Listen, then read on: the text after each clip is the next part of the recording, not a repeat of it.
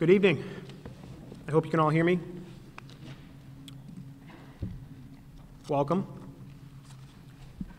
I declare this hearing open at 6:50 p.m. on November 30th, 2017 in Saugus, Massachusetts, here at the Saugus High School.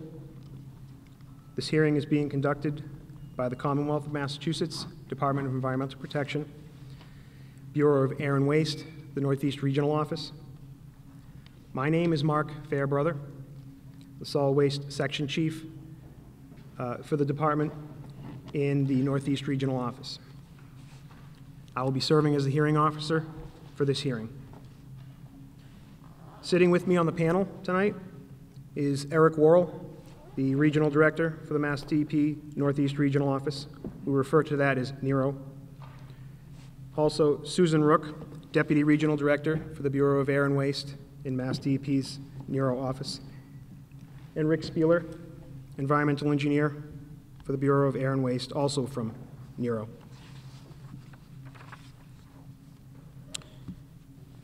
In the audience is Robert Brown from MassDEP's Office of General Counsel, Anthony Valou from MassDEP's Office of Municipal Partnerships and Governmental Affairs, and Ed Coletta from MassDEP's Public Affairs Office.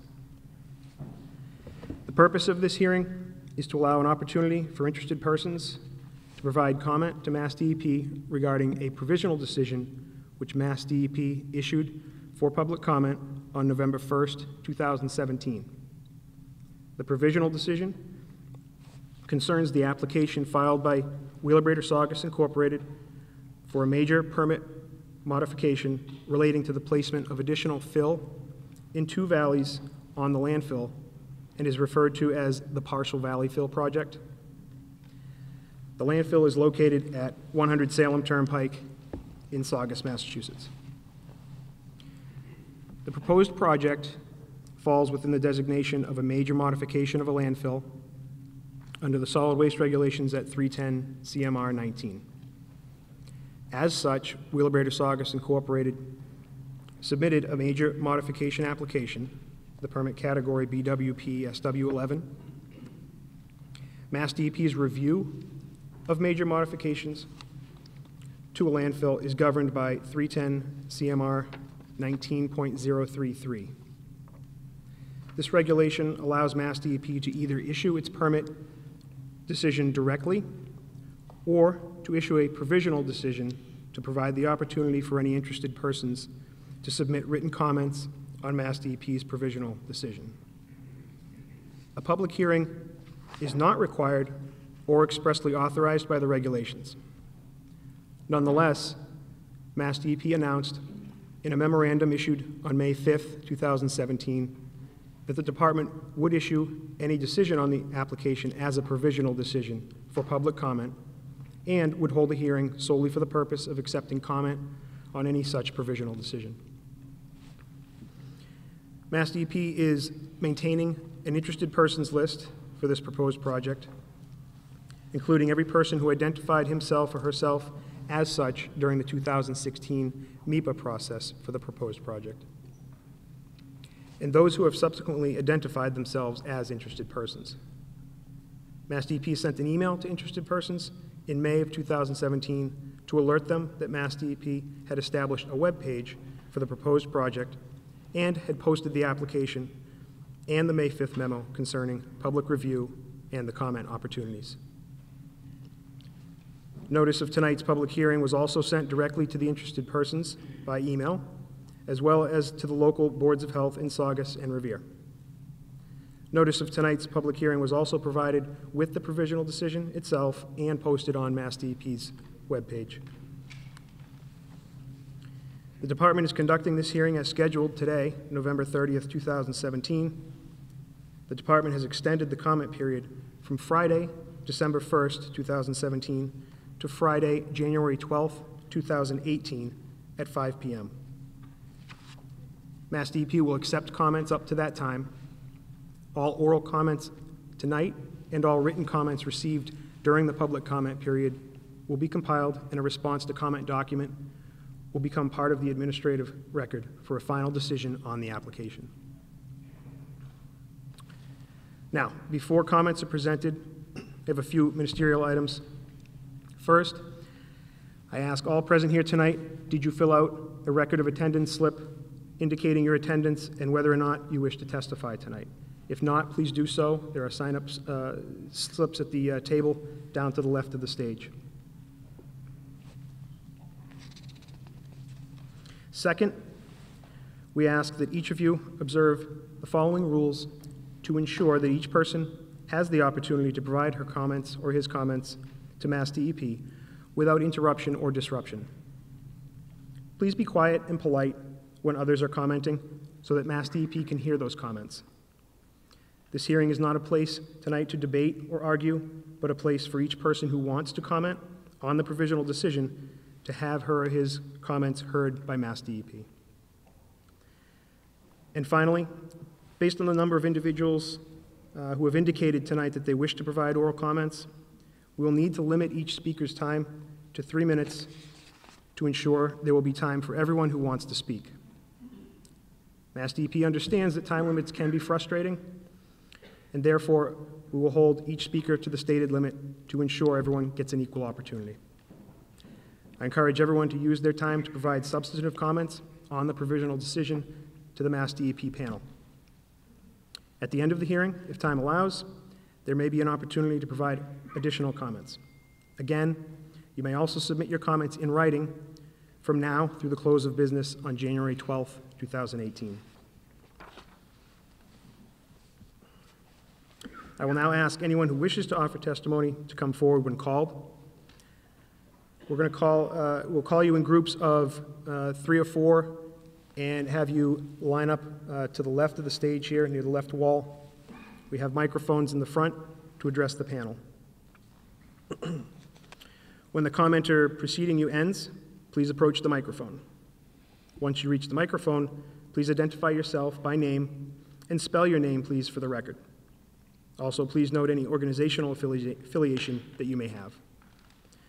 Also, please submit any comments of any copies of written testimony you may have to the panel before testifying. I will now open testimony, and we will begin with elected officials.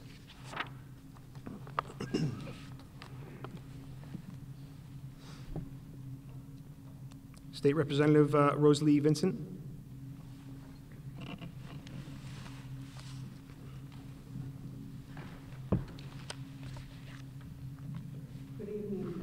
Welcome.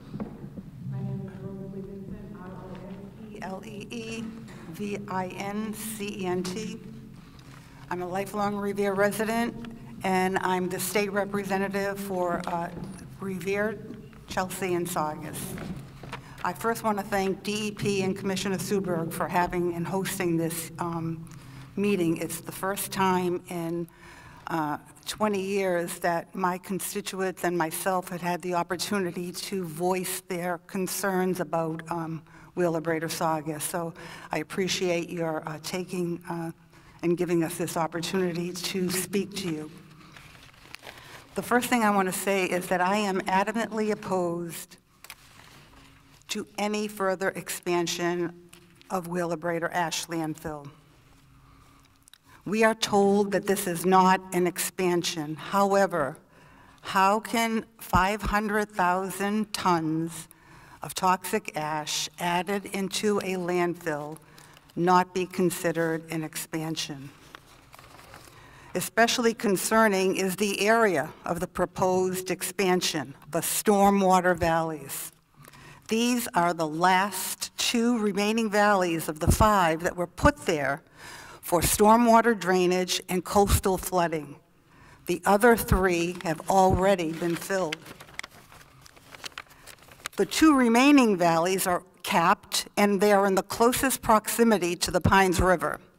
Reopening these 2 valleys and filling them with an additional 500,000 tons of ash flies in the face of common sense, especially with projected flooding, sea level rises. In this area, it's an extremely sensitive wetland. As many already know, Wheelabrator Saugus is one of the oldest trash incinerator companies in the country, and it is the only unlined ash landfill that is still allowed to operate in the Commonwealth of Massachusetts. By today's standards, the DEP would never allow this facility and landfill to be built. Yet, unfortunately, DEP continues to allow it to expand. Most notably, it's the only ash landfill located in the midst of a wetland and surrounded by an area of critical environmental concern, with more than 140,000 people living within 3 miles of its footprint. Perhaps even more disturbing, this unbuffered site is situated less than a half a mile from residences in Revere, Saugus, and Lynn, and all are designated as environmental justice communities. My friends, my neighbors, and my constituents have been enduring the effects of this environmental injustice for over 40 years. This landfill was never meant to be a forever solution and was scheduled to stop accepting ash in December 1996. That's 21 years ago next month. Yet, unfortunately, time and time again, DEP has allowed them to expand, using the consent order as a loophole to skirt the public process. Tomorrow is December 2017, 21 years beyond the scheduled closure date, and we are still talking about adding more ash to this facility for up to an additional 10 years. The landfill has already exceeded its lifetime by 2 decades, and we're talking about extending it another decade. Another 10 years is unacceptable. It doesn't seem right, and in a just world, this public meeting would have been about closure and remediation, not expansion. So in closing, I'm going to ask that MassDEP do the right thing, protect my neighbors, protect my constituency and the environment by denying Wheelabrator's request to continue dumping toxic ash in Saugus for another 10 years. Instead, I hope you will require Wheelabrator to begin closure of this landfill and to begin remediation to safeguard what is already there. Thank you.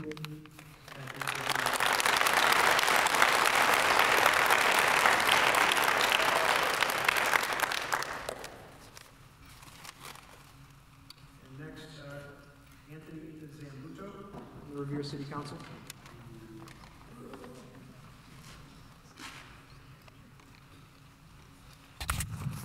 Good evening. My name's Anthony Zambuto.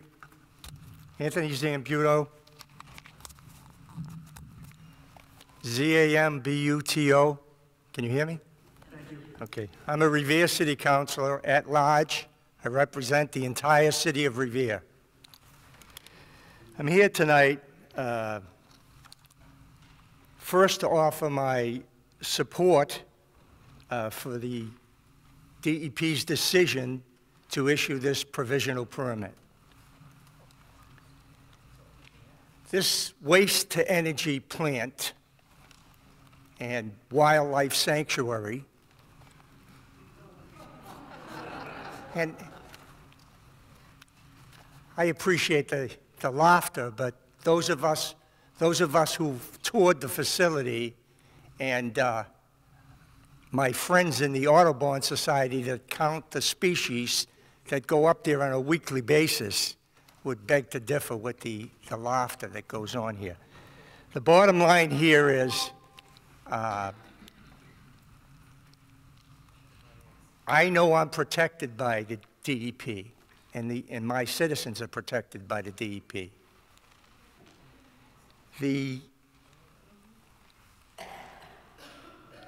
I'll give a simple, one of the main reasons I support this waste-to-energy plant. You tell me this is non-toxic ash that they're going to be burying. You're the same people that tell me I have to move soil that babies can eat. So when you tell me something's non-toxic, guess what? I believe you. I try to let people know from as a city councilor, why I support Wheelabrator. Some people, one of my, I thought friends tonight told me that I'm bought and paid for by Wheelabrator. I was insulted by that. Yeah, that's real good. Just remind everyone to refrain from the interruptions. Yeah. As we want to try to stay on course tonight Yeah. with the number of speakers we have. Thank you. Bottom line is, if Wheelabrator was forced to truck this non-toxic ash to another facility such as Shrewsbury, that would probably be 50 or 60 trucks through Revere on a daily basis. How's that work out for your carbon footprint? Not well. Bottom line is, that would extrapolate possibly to 15. By the way, Revere has a 10-year contract with Wheelabrator for our tipping fees. So if we were forced to truck that ash, let's assume it would be $15 a ton extra on the tax bill, on the tipping fee. That extrapolates to probably $300 a year on a senior's tax bill. Do you know how many seniors would be homeless from that? That's if we're saying that this toxic ash is causing the problem. Nobody's proved that to me. I work with engineers and scientists on a daily basis. They have to deal in facts and science. When you're building a bridge, you have to work on the calcs. Emotions don't get involved. Unfortunately, the arguments against this plant are emotional, not based in science and fact. I have to protect my seniors and my taxpayers. There's a lot of them that support Wheelabrator, as they just re-elected me. There are people here that don't support me, and that's fine. But I have to do what's best for the city. Thank you. And that's why I'm here. Thank you very much. Thank you. Next, we have Deborah Panetta. Hi, good evening. My name is Deborah Panetta, and I am the chairperson of the Saugus Board of Selectmen. My name is spelled D-E-B-R-A-P-A-N-E-T-T-A. First, I'd like to thank the DEP for coming here this evening. It's very important that our citizens from Saugus, Revere, Lynn, and our neighboring communities have a voice, so I truly appreciate you coming. The Board of Selectmen feel very strongly that we want to mitigate any health, safety, and environmental risk to our community. The Saugus Town Charter designates the Board of Selectmen as the policy-making body of our town. It is the policy of the Saugus Board to be opposed to any additional air or ash emissions. 3 successive boards have maintained the policy, which is stated as, we hereby declare that it shall be the policy of the town of Saugus to encourage and support that which will result in a net decrease in air emissions and ash disposal. We are therefore opposed to any additional forms of combustion of solid waste that will yield additional air and ash emissions. Our Saugus town meeting also adopted the same language, 50 people representing our town, not only as a warrant article several years ago, but also a resolution back in May 2016. So what I'm saying is, our town is saying enough. The landfill was originally supposed to be closed in 1996 with a grassy seat, and as Representative Rosalie Vincent said, over 21 years ago. They've received 9 extensions based on consent order, and tonight they're going for their 10th. The landfill is unlined, something that never, ever would be allowed with today's standards, especially not in a wetland environment, within an area of critical environmental concern, an ACEC, which is a big deal. In fact, Wheelabrator Saugus is currently the only solid waste incinerator and unlined ash landfill in Massachusetts. Wheelabrator also lacks the required groundwater monitoring and reporting that is needed to determine whether the contamination from the landfill is spreading into the environment and into our neighborhoods and impacting our children, impacting our seniors, impacting each and every one of us. In addition, we're concerned that part of the landfill, which they are seeking to expand, was originally required to be left unfilled by you, by the MASSDEP, so as to provide channels for stormwater runoff. With projected storm surges and rising tides, it is only a matter of time before a devastating coastal storm washes contaminants into the Saugus and the Pine Rivers. The new area to be filled, Valleys 1 and 2, is a 39-acre of the landfill that is currently capped. Filling these two valleys would allow the landfill to accept over 500,000 tons of new ash over the next 5, and now I'm reading 10 years. Isn't this counterintuitive to what we're supposed to really be doing? We're supposed to be capping the landfill, not uncapping the landfill. The Board of Selectmen is responsible for keeping Saugus healthy and safe, and we feel strongly that landfill should be closed and capped. For over 40 years, Saugus has done more than its fair share to deal with the solid waste issues of the North Shore. We've been increasing our recycling. We've been doing what we need to do. Have the other communities that have been sending their trash to Saugus? I know that Revere's been working on it, Lynn's been working on it. We've had enough. We've been doing this a long time, over 40 years. The facility... I will remind you of our time limit, if you could just wrap up. I'm sorry. Thank you. I just want to keep everybody on course tonight. The facility and the ash landfill is within half a mile of residential neighborhoods in Saugus, Revere, and Lynn.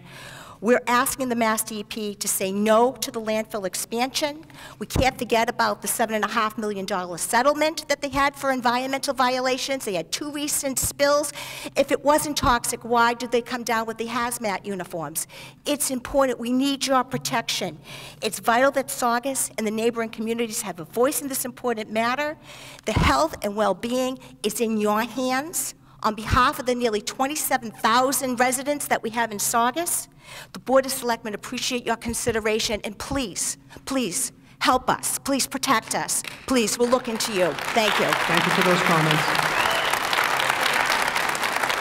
Again, I'll just ask that we keep the interruptions from taking away from time that others would like to speak. Next, we have Town Meeting Representative Martin Costello.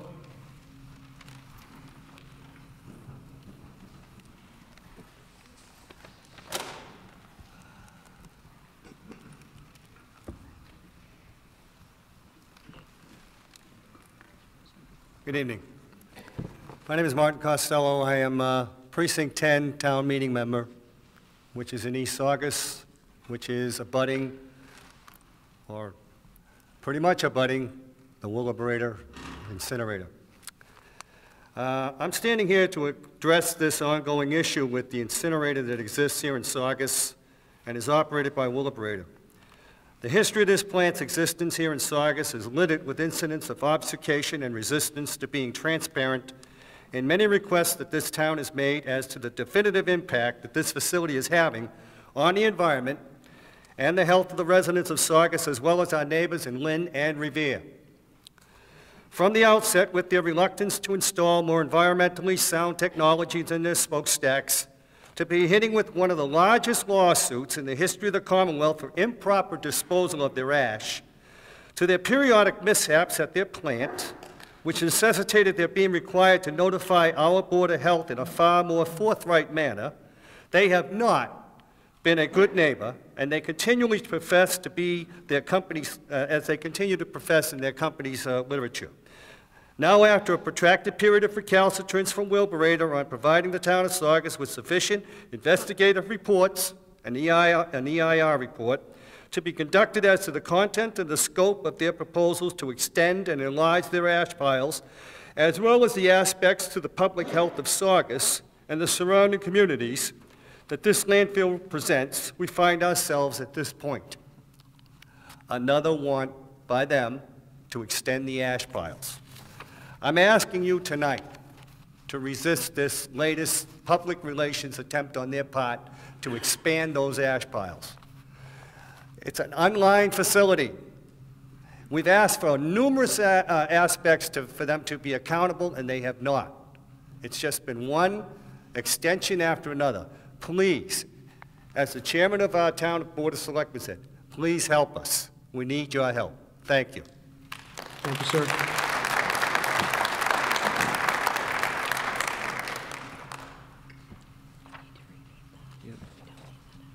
Okay. So I'm going to call up a few more names to queue us up. Before I do that, I'd just like to remind everyone, we're going to try, please hold the applause. We want to move through this as efficiently as possible, taking away time from other commenters this evening.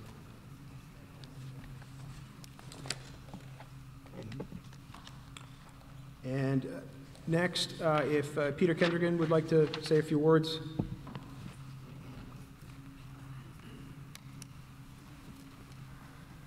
Good evening. Good evening. My name is Peter Kendrigan. It's Kendrigan. I'm the plant manager of Wheelabrator Saugus. Let me first thank DEP for your diligence, professionalism, and transparency throughout this permitting process. I also want to thank the members of the public from both sides of this issue of taking time to get involved and make their voices be heard. I especially want to thank our supporters who have taken the time to get to know Wheelabrator, recognize what we have done to improve the site, particularly the Nature Trail and Wildlife Sanctuary, and have offered us encouragement throughout this process to keep doing what we are doing. I'm grateful to see many of them here tonight. I speak for my entire team in Saugus when I say we have a great pride in the role we play in the region's environmental infrastructure.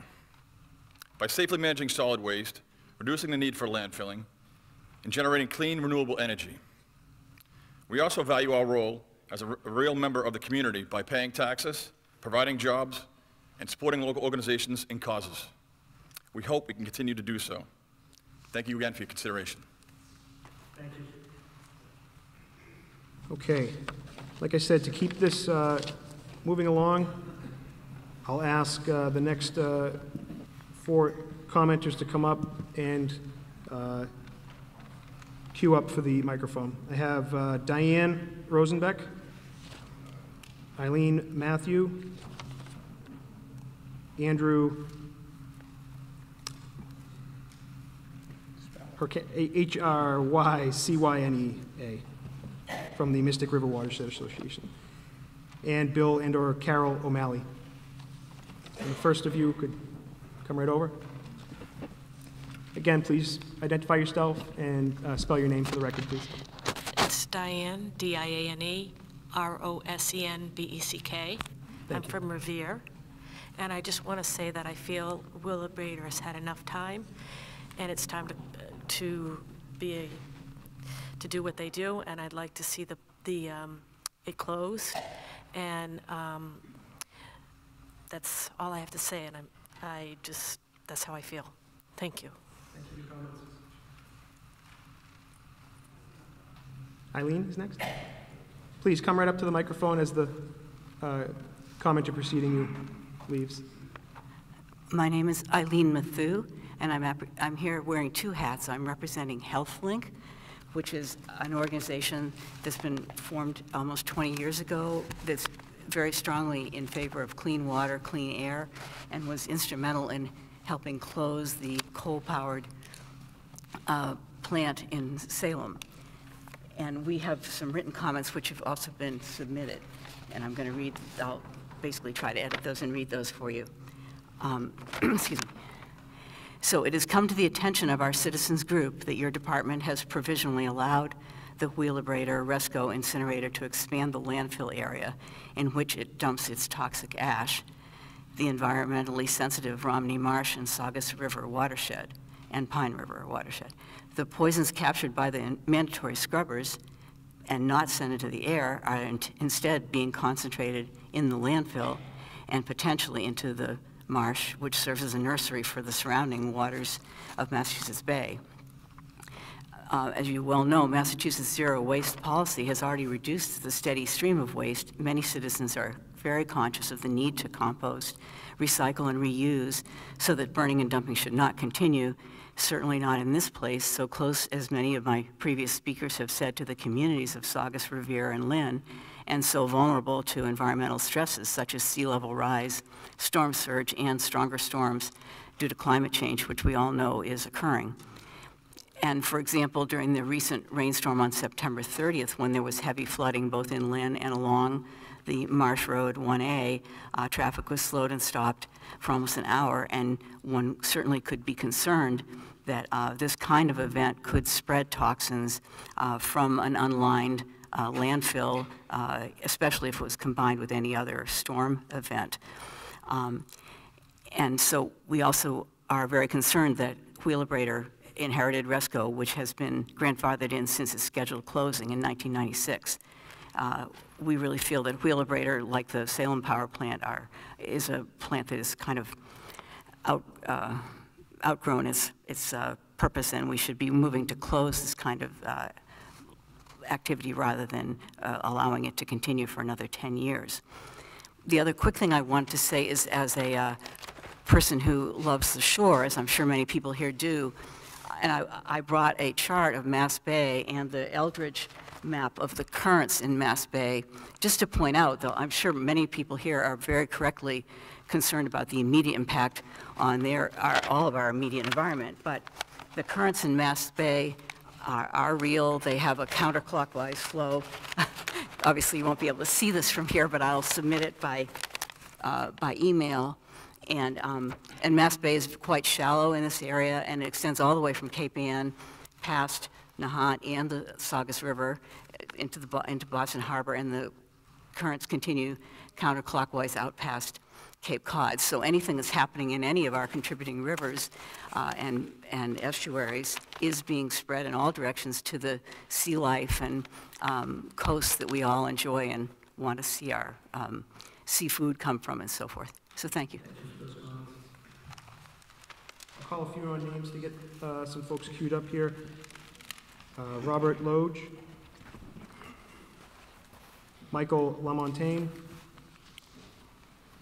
Ann Devlin, and L. Baker. Hi, I'm Andy Hrycyna, last name Hrycyna. I want to speak to just one aspect of this project which is worth noting, namely the thoughtful management of the land as rare and valuable grassland habitat. The facility is an example of intensive human use of land, coupled with the creation and maintenance of high-quality habitat. Often those things are in opposition to each other, and here they are arguably maintained together. Assuming that other environmental injuries are minimized and public health protected, this can be a model for intensive land use that is also protection of valuable habitat. Thanks. Thank you. We can't hear the speakers if you The microphone closer. Good evening. My name is Kevin O'Malley. Could you approach the microphone? Certainly. More? My name is Kevin O'Malley. I live at 221 Mills Avenue in Revere, which is right on the Pine River. Every day I look across the river and see this plant. I understood when I bought my home, and I've lived in this area my entire life, that decades ago this plant was scheduled to be closed. I'm trying to figure out what's changed. What's happened?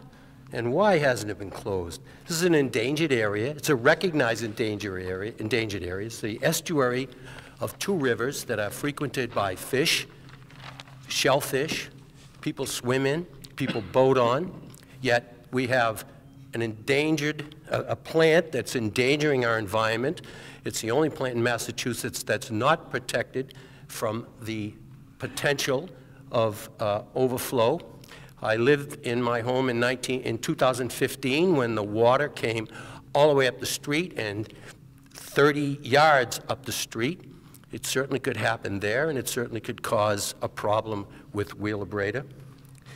So what is the justification for this? There are alternatives.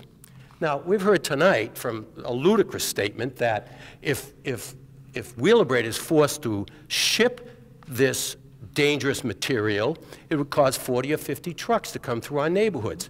Well, if Wheelabrator was shut down, there'd be no trucks. And if it was shut down, as it was supposed to be, years ago, there'd be no trucks. Again, please no interruptions. Pardon me? I'm asking the audience to allow you your time to speak uninterrupted. So I allow that time to be put back in my time here. Now, again, it is 2 estuaries where they talk about a wildlife sanctuary. Well, good for them. They covered like 2 miles of dump and created a wildlife sanctuary. Well, they were required to cover that dump. So now they create a wildlife sanctuary, and they make a big deal out of the fact they let kids from Saugus High School hit their golf balls there. Well, you know what? I'm not impressed. Because if there's an accident there, there'll be no wildlife left. There'll be no wildlife left in that sanctuary. There'll be no wildlife left on our river, our rivers, and they'll be polluted by Wheelabrator's sludge. What's the inference here? What's going on with our government? With all due respect, I really appreciate you people holding a hearing that you weren't required to hold. However, who is protecting us? Isn't that your job? Isn't that your job to protect us? Wheelabrator has alternatives. We don't. We don't have an alternative. If there's an accident at Wheelabrator, we suffer.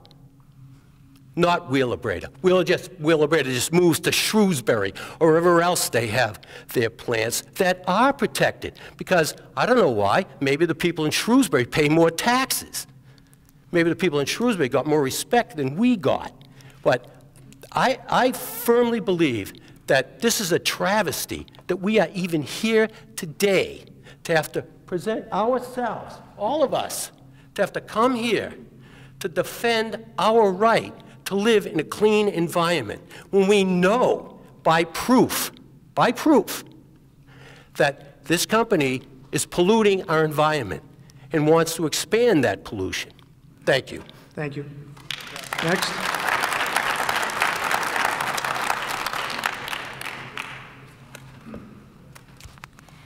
Ann Devlin, A-N-N-D-E-V-L-I-N, Town Meeting Member, Precinct 1, and President of SAVE, Saugus Action Volunteers for the Environment, whose longtime mission has been to promote a better quality of life through environmental action and concern. And I am here tonight to express that concern regarding the provisional approval which would allow Wheelabrator to continue to dump ash onto the landfill in Saugus for 5 to 10 more years. This ash landfill, which you've heard, was supposed to be closed and capped over 20 years ago, but instead Wheelabrator has been given 9 extensions to date to continue to dump ash onto that landfill.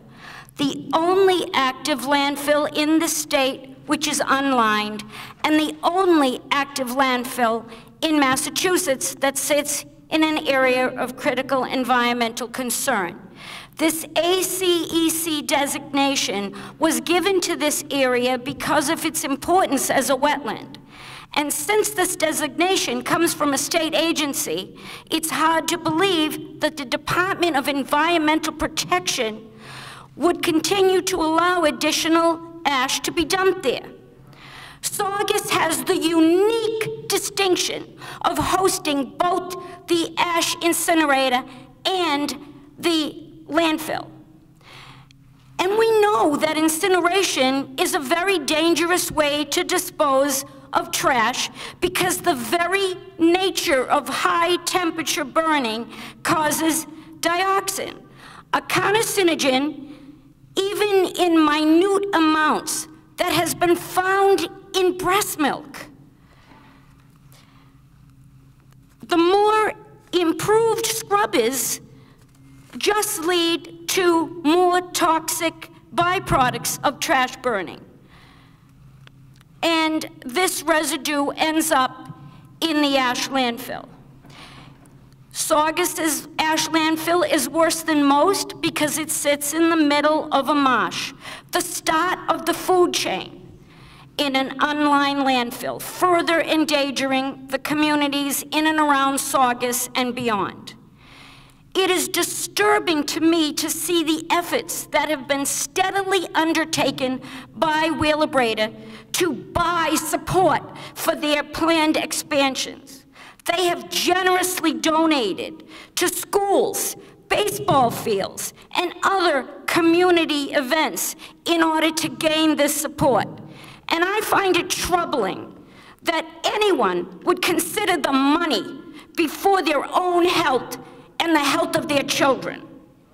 I also find it troubling that Wheelabrator would spend that money on these efforts, including the cost of their television commercials, instead of putting those funds toward water quality testing, a federal requirement, which is even more necessary as this ash landfill sits in a wetland.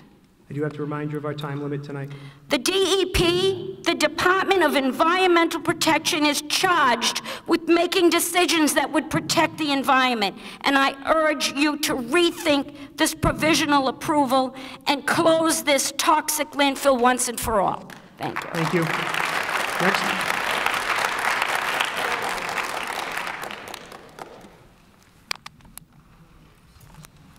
Hi. Thank you so much for having this public hearing tonight and allowing all of us to have our voices be heard. Could you state your name, please? My name is Elle Baker. I live in Revere, Massachusetts, and I'm a founding member of the Alliance for Health and the Environment. I have a number of things to mention, and I also have some questions for DEP, and I assume that you will not be able to answer them here and today, but I will submit them in written comment, and I do hope you'll be able to respond. Thank you. Thank you. So a number of things have happened over the past 20 years. One, as has been previously mentioned, which I'll skip over, is it has been slated to close 20 years ago. The valleys were designated and approved by MassDEP many years ago for a purpose. We assume that that was for stormwater runoff. It seems interesting now that they're no longer required, since we've already filled in 3 of the 5 that were initially required, and now the proposal is to close the additional 2. So my question is, why are they no longer required? And why is that a good plan? My second question to DEP and also to Wheelabrator is the planning. So they know what their capacity is, and they have an annual flyover every single year, approximately in the fall, from what I understand. And now we, as a community, seem to be faced with the necessity for them to expand because there is no other plan at this time. So they want to fill in the valleys because they've reached their capacity. So why are we now at the 11th hour trying to make a plan for that? That doesn't seem logical. The Rumney Marsh is an area that was deemed critical environmental concern in 1988 for 2 specific things: its relevance and its importance for supporting its ecosystem, the fish and the wildlife resources. It's important that it has locally significant qualities and the waterways run into the Atlantic Ocean. This is an unlined landfill, so the proposed solution, which was implemented, was a slurry wall. I've looked to find out if any other landfills are using slurry walls as a best practice. I've not been able to find any. So why is it acceptable in this area of critical environmental concern? As far as capacity, based on available annual reports from Wheelabrator to the MassDEP, there is currently 5,200,000 tons of ash already dumped there. This is on top of an existing dump. So they claim in previous questions that the site chose them, that they needed to cover that with ash to make it better for the environment. I also ask in regards to daily cover. The ash is covered by daily cover. I asked of Wheelabrator, what is the daily cover? The daily cover is more ash. I fail to see how that's a cover, and I would welcome more information about how that's realistic. Okay. For one moment, I'd like everyone to just close their eyes and imagine one elephant, one African elephant. Now imagine 1,040,000 African elephants. That's how much ash is already in the landfill. I ask you, DEP, to consider closing this ash landfill. Thank you.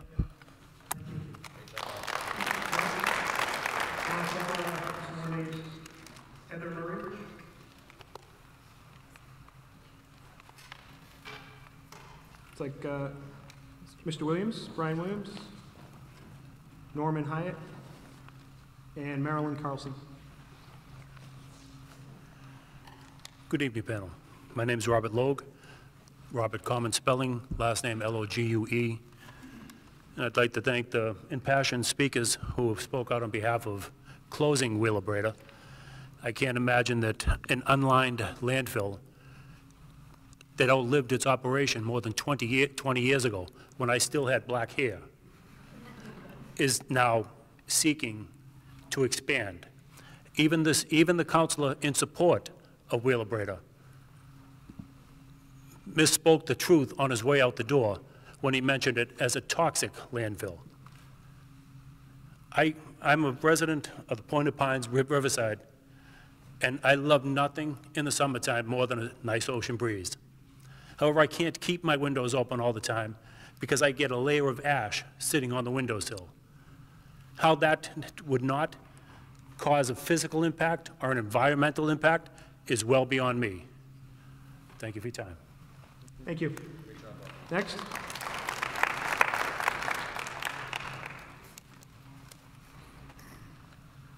Michael Lamontagne, 24 Spencer Ave.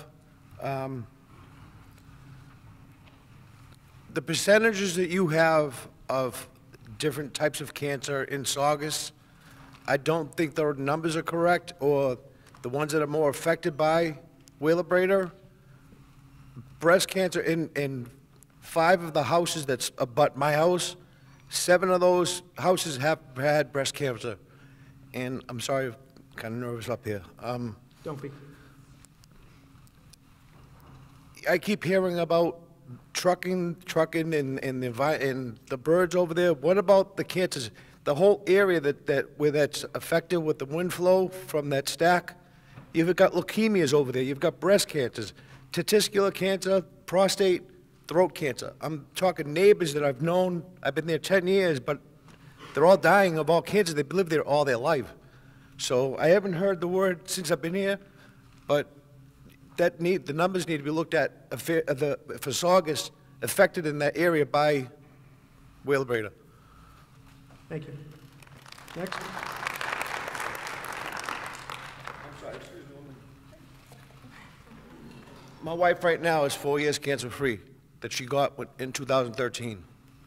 Thank you for sharing that.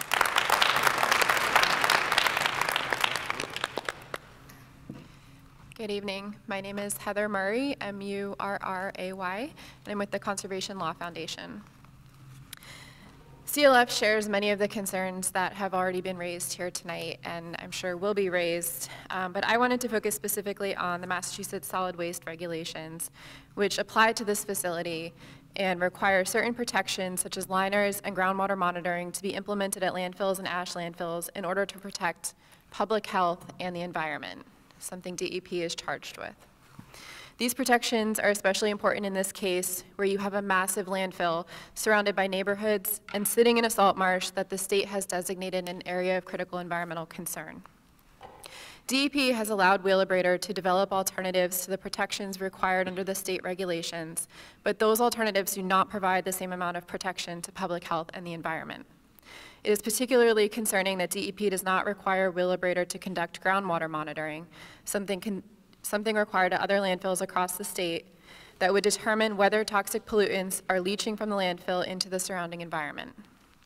All DEP requires Wheelabrator to do is measure water levels inside and outside the slurry wall to see if water is flowing into or out of the landfill. There are no checks in place that would allow the public to confirm that no contamination is being released from this landfill. Further, the information that the public does have access to, the records provided by Wheelabrator to DEP consistently show that the containment system is not operating as intended. In other words, the vacuum that is supposed to keep contamination inside the slurry wall isn't working, despite DEP's assurances that the system is working fine. Without groundwater monitoring, which is required under the state regulations, there is no way for Wheelabrator or DEP to confirm that pollution is not leaching from this landfill. The public has no way to know whether the landfill is as safe as DEP and Wheelabrator claim it is, other than to take DEP's word for it. That's not sufficient, especially given all of the other concerns that that are being raised tonight. CLF urges DEP to deny Wheelabrator's request to expand this landfill, and we appreciate the opportunity to provide this comment. Thank you.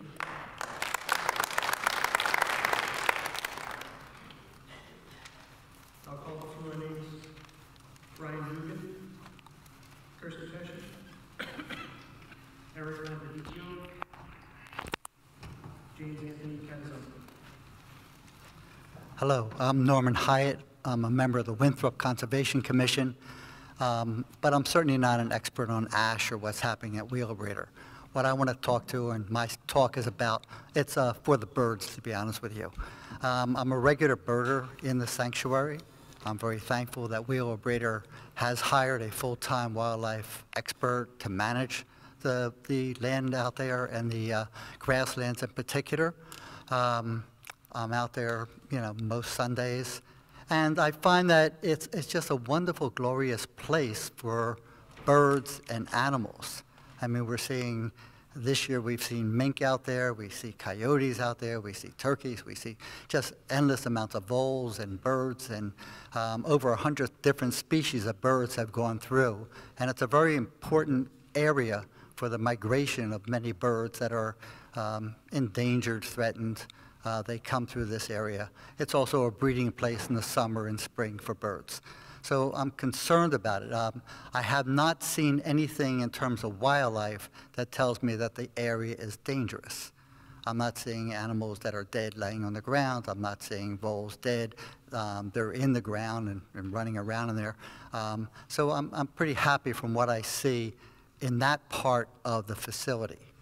Again, I'm not an expert on what's happening at the ash or anything else about that, but it is a critical area that should be maintained no matter what. Thank you. Next, please.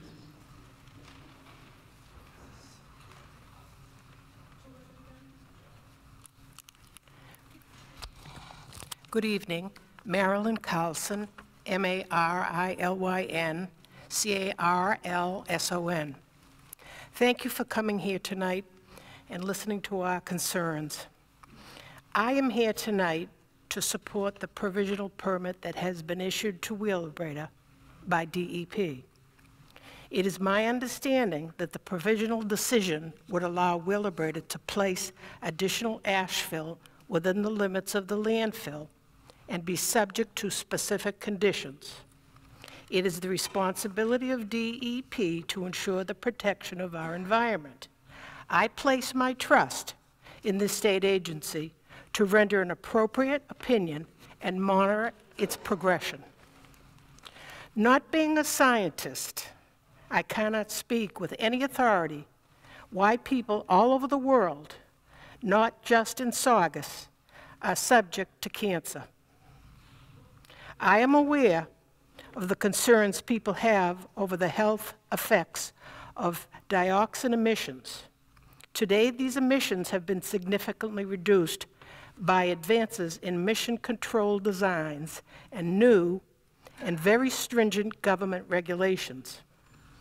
The issue of incineration of solid waste, although controversial, is important to everyone. And in closing, I would just like you to know that Wheelabrator Saugus is a very strong supporter of the community. Two examples that I am aware of are Wheelabrator supported the creation of the Round Hill Historic Site, which preserves the history, culture, and natural resources along the Saugus River. Wheelabrator also provided a valuable educational opportunity for our students in the Saugus Public Schools through the Bear Creek Wildlife Sanctuary. Thank you very much.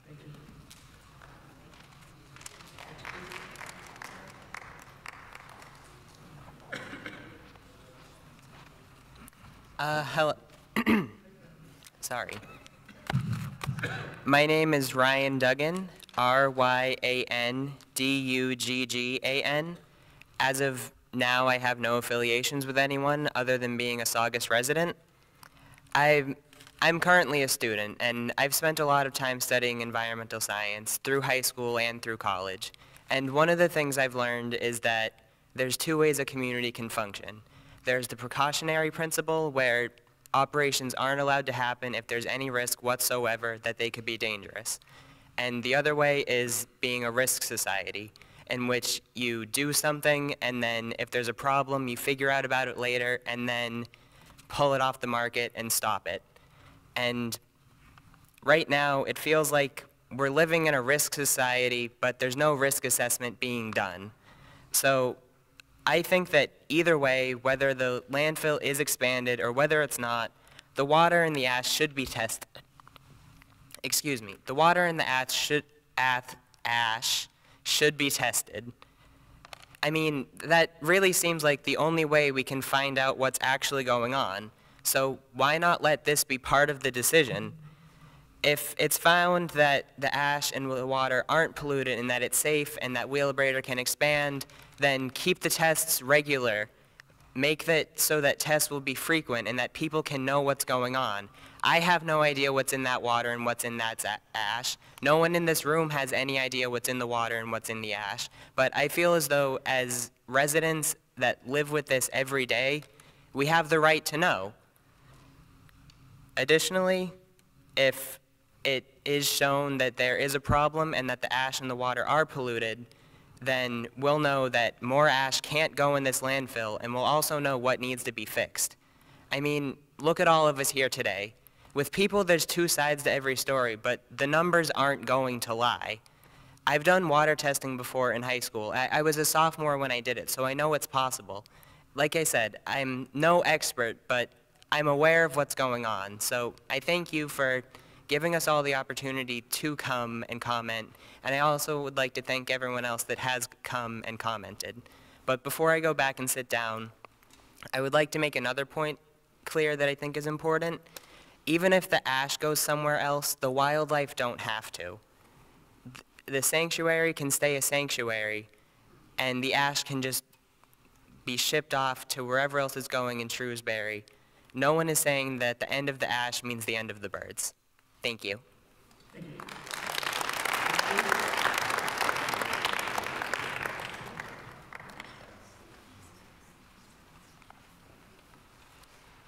My name is Kirsty Pecci, KirstiePecci. I'm with the Conservation Law Foundation. And I actually do know what's in the ash. As the younger gentleman who just spoke a minute ago, I really appreciate his point is entirely correct. But I do know what's in the ash, and that makes me wonder, why does Massachusetts hate Saugus, Revere, and Lynn? I have to ask that question, okay? I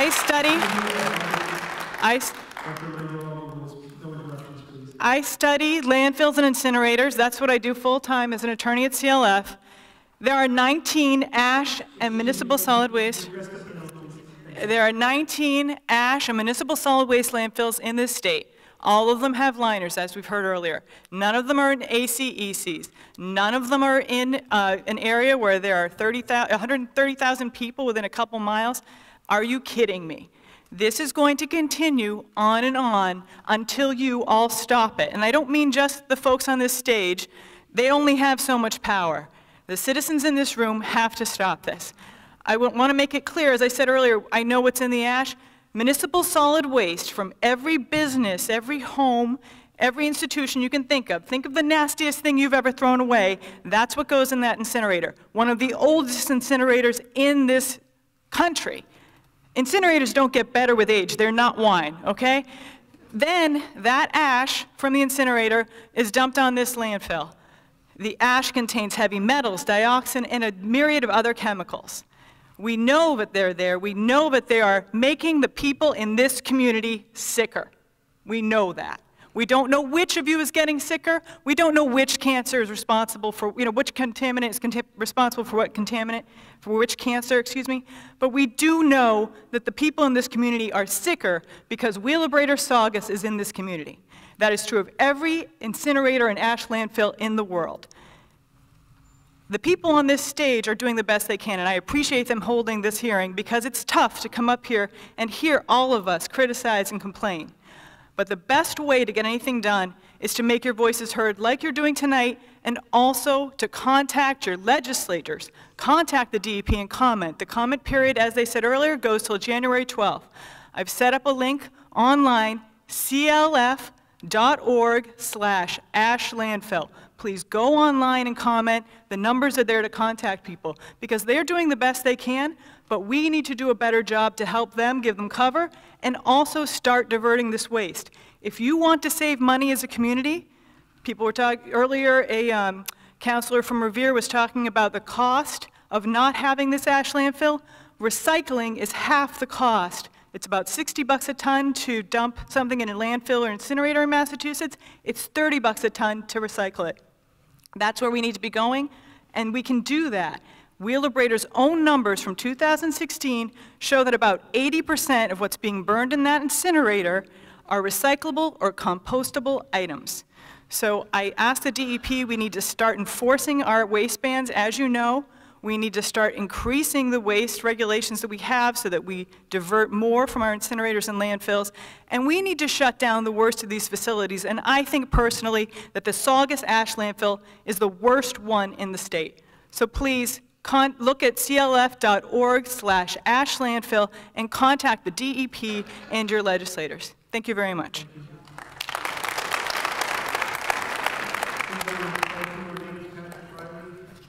Mary Ellen Martin, Kelly Slater, and Jean Rinn. Thank you. Hello. Eric Lampedecchio, E-R-I-C, last name Lampedecchio, L-A-M-P-E-D-E-C-C-H-I-O, Revere, Mass. I'm sorry? Okay. Just step right up to the microphone. Oh, I'm sorry. I thought it was close enough. Can you hear me now? Did you get my name? You okay? Close as you can. I think we're having some Better? trouble with the volume on that. Okay. I'm on the right. I'd like to thank you guys for hosting this meeting, but in the same breath, I need to voice my displeasure with the DEP and their past actions for the last 21 years.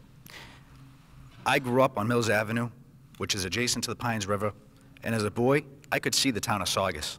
As a man, all I see is a 50-foot high landfill. As a boy, I would play in that river every day, every hot summer day I could. As a man, I am horrified to know that I am at a greater risk for both testicular and brain cancer. This group, you guys need to take action. Now is your chance. An additional 10 years of extending this unlined carcinogenic landfill. Please excuse me, I'm a little ill. Those carcinogens permeate through the landfill into the river and pollute the river and to cause illness to the nearby residents. The cancer rates down there are ridiculous. We just lost a 9-year-old boy to brain cancer, and there's a 30-year-old woman on her second bout with leukemia. Please, don't repeat your past mistakes. Make the right decision tonight and grant no further extensions. Thank you. Thank you. Next.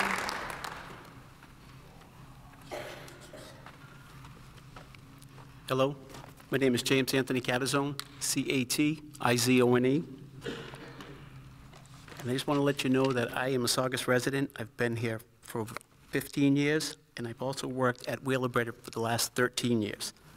I want to say I support the DEP and the decision to grant the provisional permit.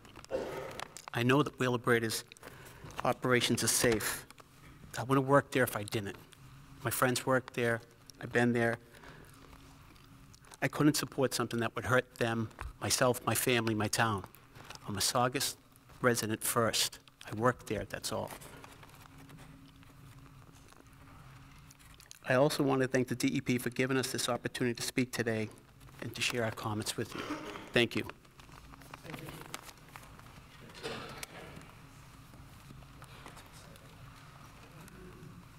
Mary Ellen Martin, M-A-R-T-I-N. I'm a resident of the Point of Pines in Revere, and I'm opposed to the expansion of the landfill.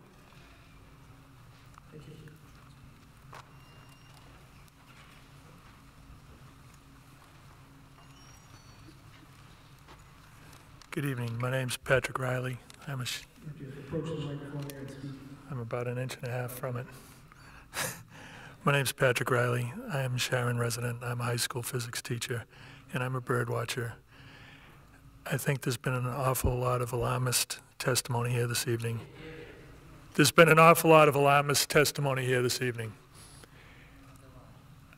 I don't believe this is the cause of all these cancers I've heard about. I don't believe it is horribly polluting our world. Wheelabrator didn't put the landfill there. It was considered wasteland years ago. I go up there and birdwatch. They've seen 178 species of birds there. There are owls up there. There are falcons up there. It's a fantastic, beautiful place. Waste disposal is a very complicated issue. Would it be better for the people of Saugus if their ash or their solid landfill gets shipped elsewhere to someone else's town? This is not someone else's landfill. This is not someone else's trash. This is from local communities. This stuff is burned at such a high temperature. I believe it is in fact safe. It's a beautiful place up there. I don't think enough attention is being paid to the beautiful wildlife sanctuary that exists up there. If the arrangement with Wheelabrator falls apart, I believe all the concerns about the environment are not 100% genuine. I think there are people with their eyes on the property for other uses.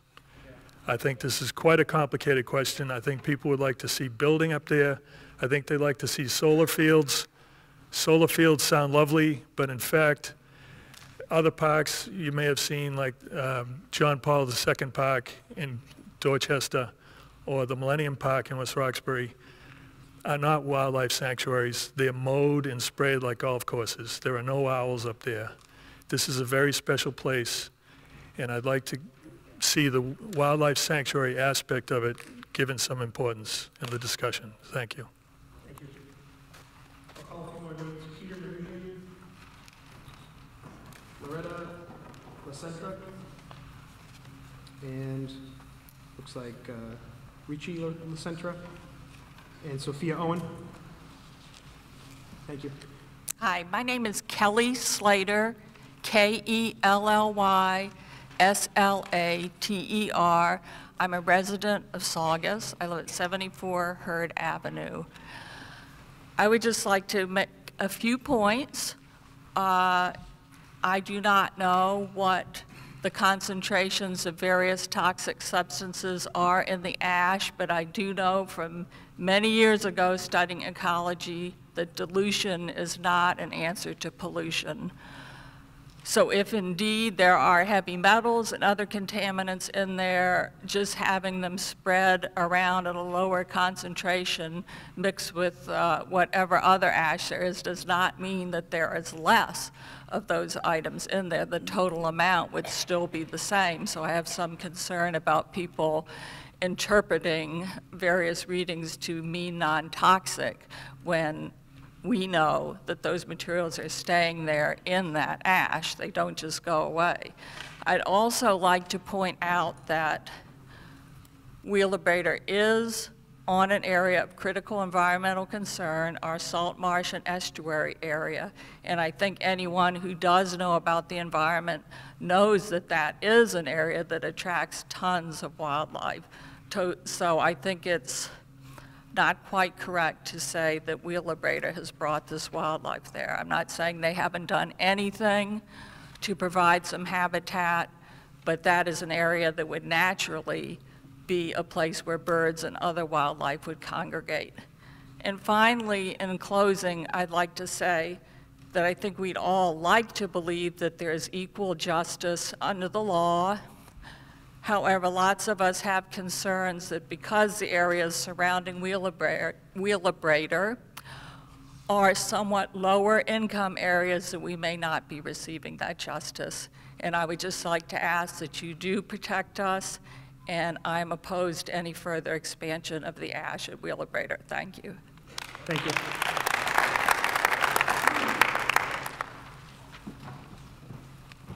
Hi, my name is Jean Wrynn, Jeanwrynn, and I live at 40 Reed Street in Lynn. And at my age, I've been to many of these hearings. I try to get to every single one of them. And I've heard everything tonight that I've heard before, over and over again. And still, it doesn't seem to register. So tonight, I'm going to talk about something that I've been thinking about a lot this past fall. It's been touched on tonight, but it's going to be my main concern. Earlier tonight, a gentleman said that the people who are against this permit are emotional about it and not scientific. Well, I disagree with that, but I'm going to state a couple of scientific things. It's a scientific fact that our sea levels are rising. It's a scientific fact that we are having more and severer storms. Now, we have not had a major hurricane in our area in many, many, many years. Now, I lived through, you know, Diane and Carol and Gloria and all of those. But it's naive of us to think that this can't happen. And we saw this past August, September, October, it seemed like forever, we saw the effects of these storms. Now, if we get a major hurricane, and as I said, the likelihood is probably greater than smaller, and it coincides with a tidal surge, with a high tide, and it hits and slams into this tonnage that is in an unlined landfill, we are probably going to see the kind of destruction we saw in Houston and Louisiana and Florida and Puerto Rico and everybody else. And this area that's been mentioned over and over, the ACEC, could be inundated by all of this stuff. Now, we've heard people talk about how they love the birds. Well, nobody loves the birds more than I do. But do they love the little things they can't see in the marsh, the estuary that is a nursery? Do they love the little crummy-looking little ugly crabs and minnows and all of those things that would be completely destroyed if this landfill were to collapse? So I agree with everything that's been said tonight against this permitting. But I'm going to say that because of what's been happening with the climate change, we don't know what's in the future. And so I'm asking you, please, to listen to these things tonight and not re-permit like you have before. Thank you. Thank you.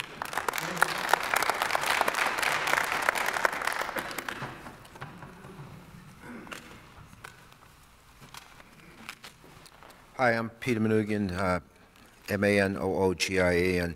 Before the clock starts ticking on me, may I just ask a clarifying question? Do you have the ability to say no, or is this a fait accompli?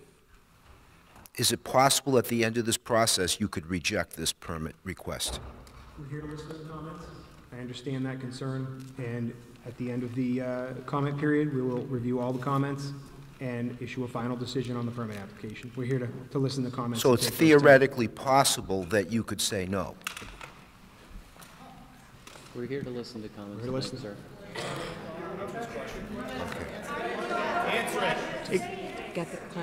Excuse me, we're going to stay on course with our comments tonight. It sort of helps frame what my direction. Please no interruptions. Yeah, and thank you for that. I think it's important not to have interruptions. It's important not to have interruptions in our neighborhood when the steam lets go, and it is them, it's not the GE. It's important to have no interruptions when your home shakes at night, and in daytime when the trash trucks go by that they're supposed to be directing to go elsewhere. Yeah, we appreciate when there's no interruptions. You know, I hear so much about a health study. Isn't it amazing that Matt Beaton, from Shrewsbury, who took money from Wheelabrator for a golf outing, is able to get a health study like that for Saugus, saying that there's no appreciable cancer rate, but they didn't even look at Revere, and they didn't even look at the fellow that lived on Ballard Street for most of his life and died of cancer in Haverhill. What health study does he show up on and all the people that moved away? What health study shows up the people that have respiratory ailments? Those aren't studied. Consent order. Since when is a consent order a permit? How many times have you folks amended it? 12, 13 times?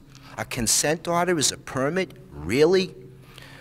Where else is that done? You know, I appreciate all of you, Mark, Eric, Susan, and Rich, that you probably have a highly degreed professionals, idealistic, going through the process of getting to where you are. But how can you justify when you go into the lunchroom in Woburn there, and how do you look at each other and say about what's going on in Saugus? This is an abomination that's been going on not for 40 years, but since 1962, when Martin DiMatteo was able to dump solid waste into a marsh, a sea-level marsh. And in '73, this plant was built, and they never mentioned about the ash.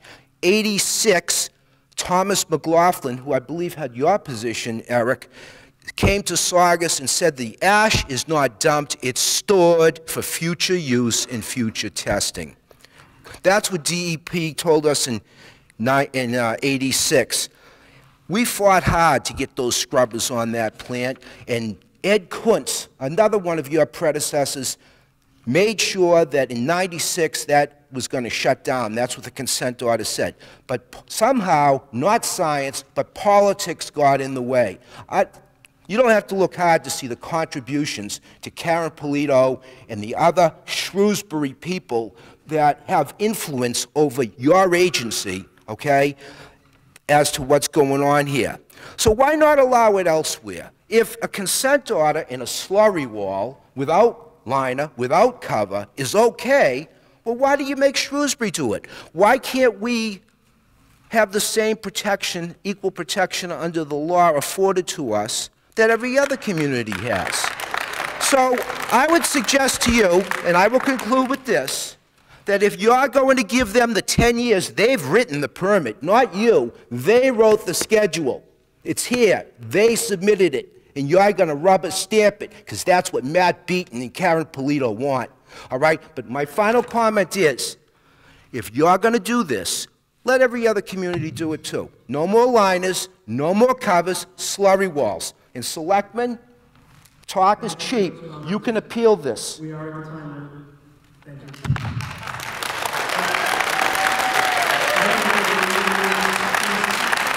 Please hold the applause so we can get through all the commenters that want to speak tonight.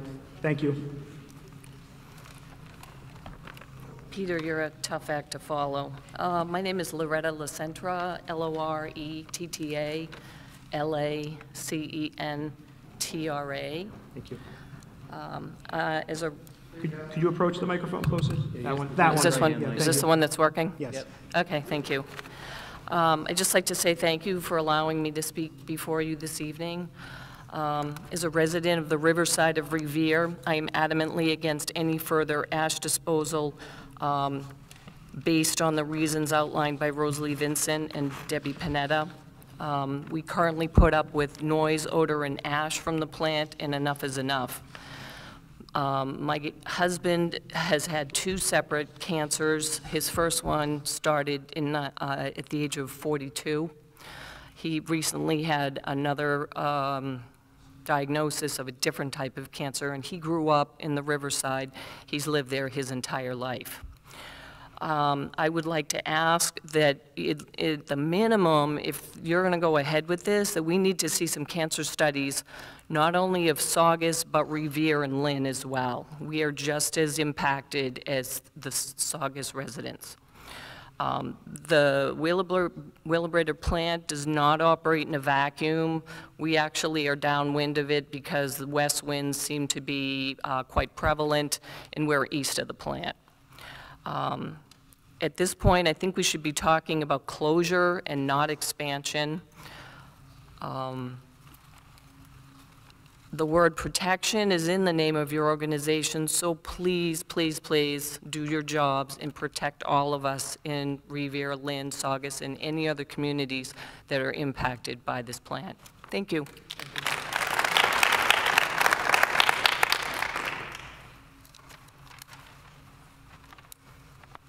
Good evening. My name is Sophia Owen. It's S-O-F-I-A, and the last name is, S-O-F-I-A, and the last name is Owen. I'm an attorney and the Massachusetts community organizer for Toxics Action Center, and I'm here today to express my opposition to Wheelabrator's application for a permit modification.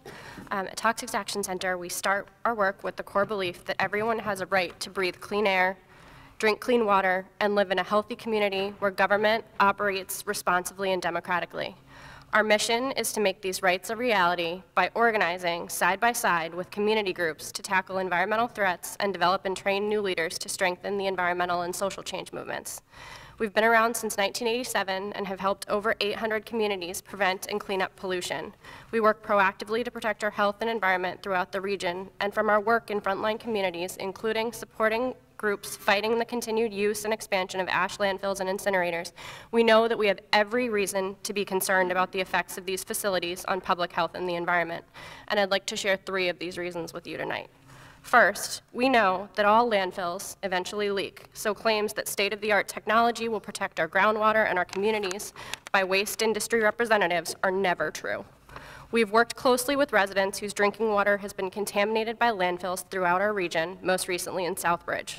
We know that more than 85 residential wells in Charlton and Sturbridge near the Southbridge landfill have tested positive for pollutants including dioxane, chlorobenzene, lead, and arsenic, all of which are linked to negative health consequences.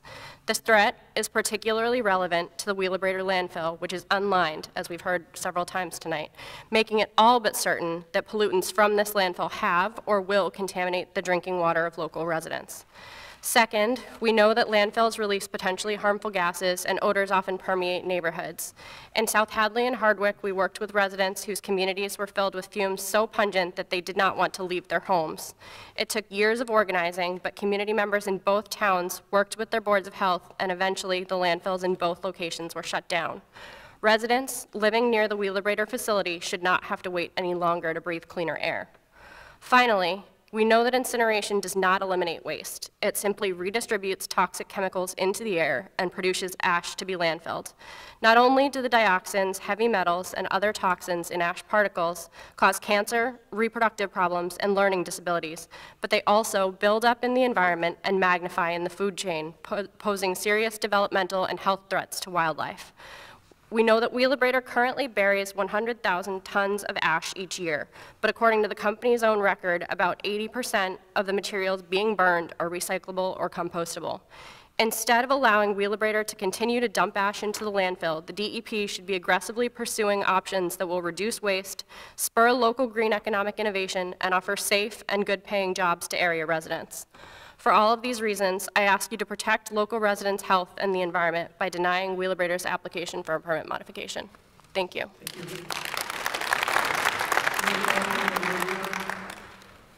Councilor John Powers, Gabriel Farhat, Terry Lahone, and Jeff Wilson, please. Hi, good evening. Excuse me. My name is Ricky, R-I-C-C-I, La Centra, L-A, capital C-E-N-T-R-A, lifelong resident of the Riverside area right across from Wheelabrator. I find it very ironic that the plant was supposed to close in 1996, the same year I was diagnosed with kidney cancer. I am vehemently opposed to any further expansion of this abomination. I've seen many neighbors and friends in their 30s and 40s pass away, and our councilor at large in Revere, when he said, you know, he's concerned about the cost of hauling out ash to taxpayers, I'd rather pay more money for trash than to see more people pass because of what this abomination is causing. Thank you. Thank you. Next, please.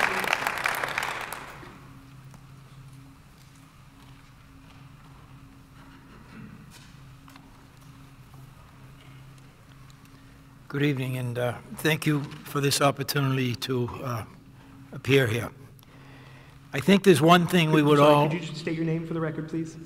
My name is John Powers. I'm a city councilor from the city of Revere, and I represent the district that is severely impacted by Wheelabrator. Thank you, Councilor. I think the one thing that all of us would agree on this evening is we all generate trash, and trash has to go somewhere. How about taking that trash to a landfill that's not a quarter of a mile from Riverside, where over 300 residents reside? How about taking it to a landfill that doesn't affect the town of Saugus? I lost my wife and 2 children through cancer. I live approximately a half a mile from Wheelabrator. As a city councilor, I get calls during the evening, 1, 2 o'clock in the morning. What's that noise over there? What's going on over there? And then you find out that there was some type of a malfunction, something didn't work right. Then I get people that I ran into this evening at another meeting talking about the soot on their furniture. They live on Revere Beach Boulevard, which is fairly close. This shouldn't be about dollars and what it costs for tipping fees for trash. This should be about getting the trash out of the area that it impacts the people that reside there. Take it somewhere else. They've been operating there since 1962. That's a long time ago. Actually, I believe it's 57 years ago. We don't need that there. Give the people a break. Make your voice heard like these people are making their voice heard coming here this evening. We don't want it anymore. I get down to the youth center at the senior center in Revere, and I see the, we'll call them lobbyists for lack of a better word, from Wheelabrator. We'll do this, we'll do that, we'll do this. You can't buy health. When people get sick, go into the Mass General someday and sit in a cancer ward and see the people coming in there with lung cancer. Talk to the children and the husbands and the wives that are losing their mate or their mother or their father because of lung cancer. Thank you very much. Thanks. Next.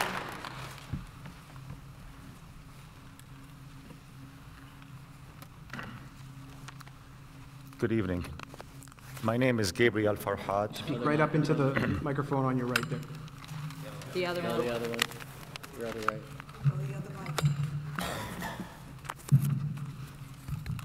Good evening. My name is Gabriel Farhat. I'm an engineer and I'm a business owner in Saugus. My name spells Gabriel Farhat.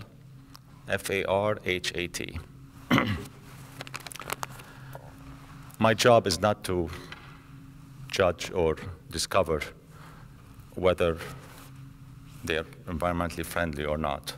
That's your job. And I see that you have done your job.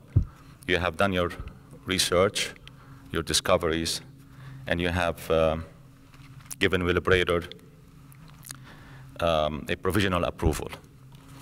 And I feel comfortable with that. I've worked with your agency in the past as an engineer, and I know you're very stringent, and I know that you look at all the facts. So that's your job, not mine.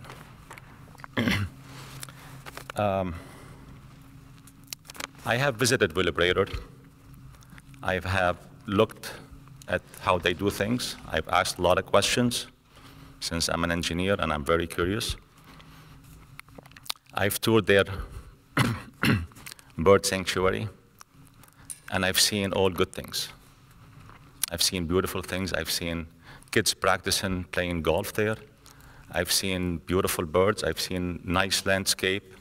I've seen the items that people have concern about being handled properly.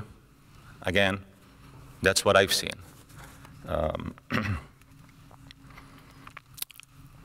As a business owner, I know that Wheelabrator is very supportive of the community. They are one of the largest, if not the largest, taxpayer for the town of Saugus. We do need that, and we do need them. They employ a lot of people. They are a big company. I've seen a lot of other big companies go out of business. We lost Eastern Tool, for example. Their product is being manufactured in China now. Do we want to see another big company go out of town? Personally, I don't.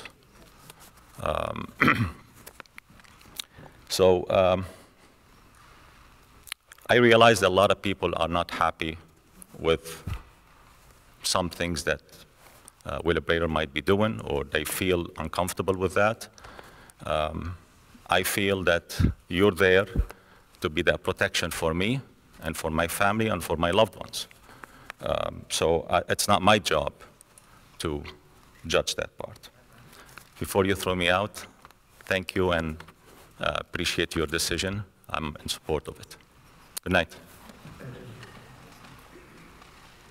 I have a question. Did he give his home address?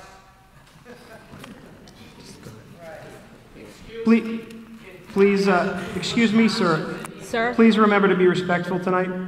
We're trying to get through this in a respectful way. That's being respectful. Where does he live? We have that on the record. And ma'am, we asked people to give their name and to spell their name for the record. We did not ask for that. And what you're doing is disruptive. If you continue to be disruptive, then that's going to be taking away time from the rest of the people in this pile who have comments to make to us. We'd like to hear what they have to say. Thank you. My name is Terry Lehane, T-E-R-R-I-L-E-H-A-N-E. My comments regarding Wheelabrator, located on Route 107, Saugus, Massachusetts. On November the 1st, 2017, the Massachusetts Department of Environmental Protection, the DEP, issued a provisional decision that would allow Wheelabrator, Saugus, to dispose an additional estimated 400,000 cubic yards of contaminated ash adjacent to the Rumney Marshes of critical environmental concern on Route 107, Saugus, Mass. This provisional decision should not be finalized or approved.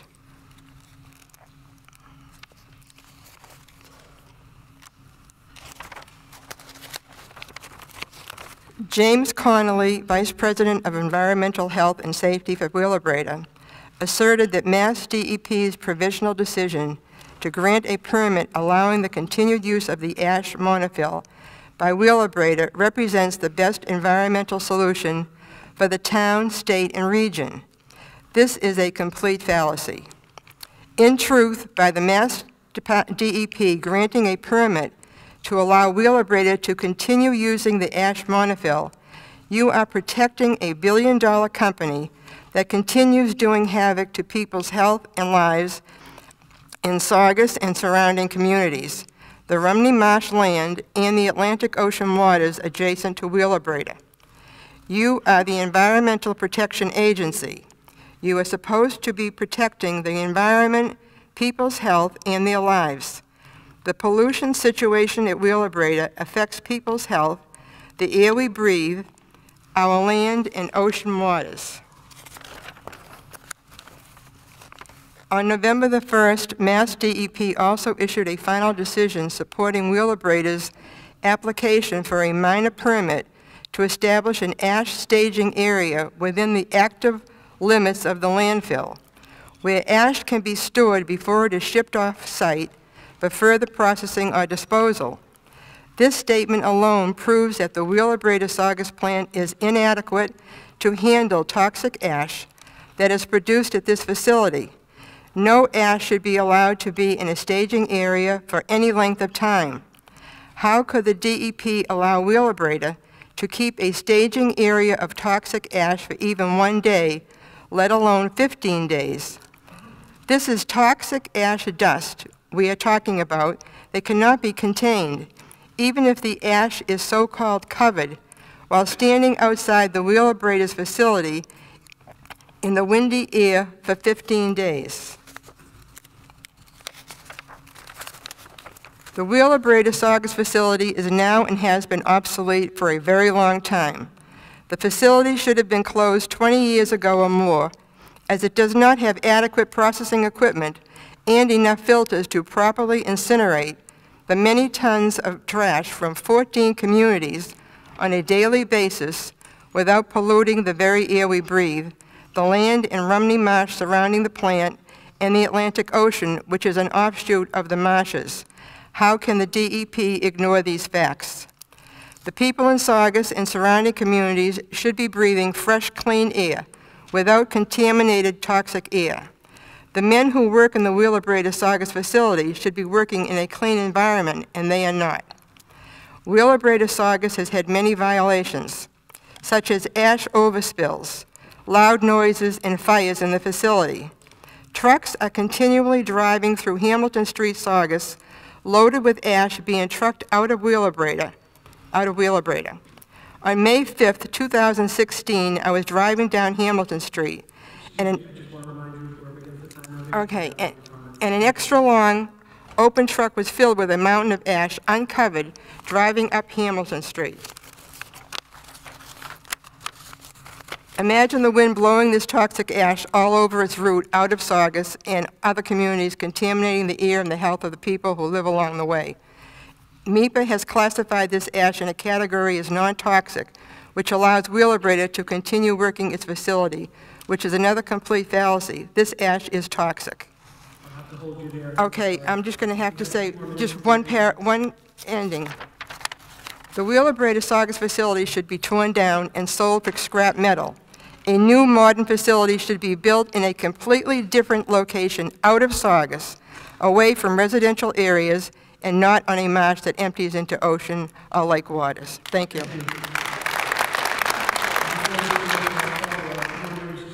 Norma Giraldi, Soheil Zende, Bill Brown, and Deborah Deagle.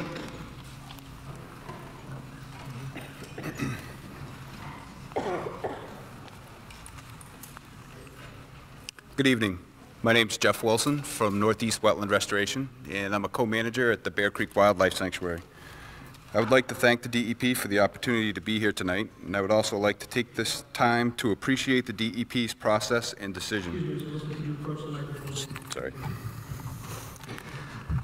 Since 2002, 178 migratory bird species, 3 migratory dragonfly species, 3 migratory butterfly species have been observed utilizing the Bear Creek Wildlife Sanctuary.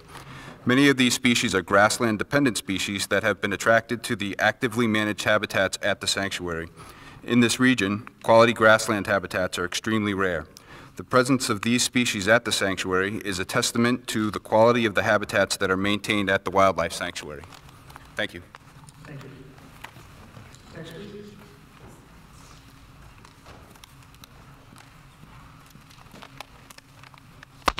Hello, my name is Norma Giraldi, and I live on Atherton Street, N-O-R-M-A-G-I-R-A-L-D-I.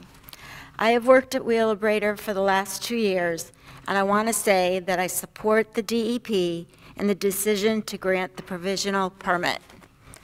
I love our hometown, I live here, and I am part of this community. Like many of my neighbors, I care about Saugus, and I want our town to continue to move forward.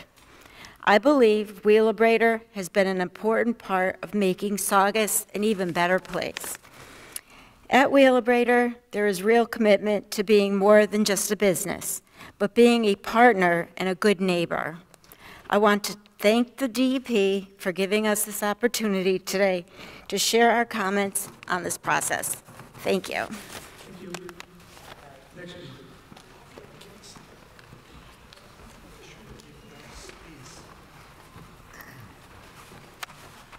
My name is Bill Brown. I'm a town meeting member in town of Saugus. I guess you don't need me to spell my name.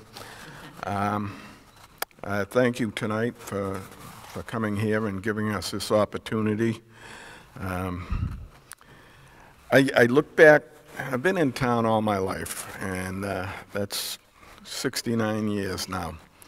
I look back, and prior to Wheelabrator was Resco, and prior to Resco was a wide open dump where dump trucks, trash trucks came in, they dumped their load, bulldozers pushed it into a pile, seagulls floated overhead, there was an incredible stench, and rats lived underneath. What we have now is the same problem that we had back then, and that is that each and every person in this auditorium and all across the communities of the North Shore produces about a bag of trash a week.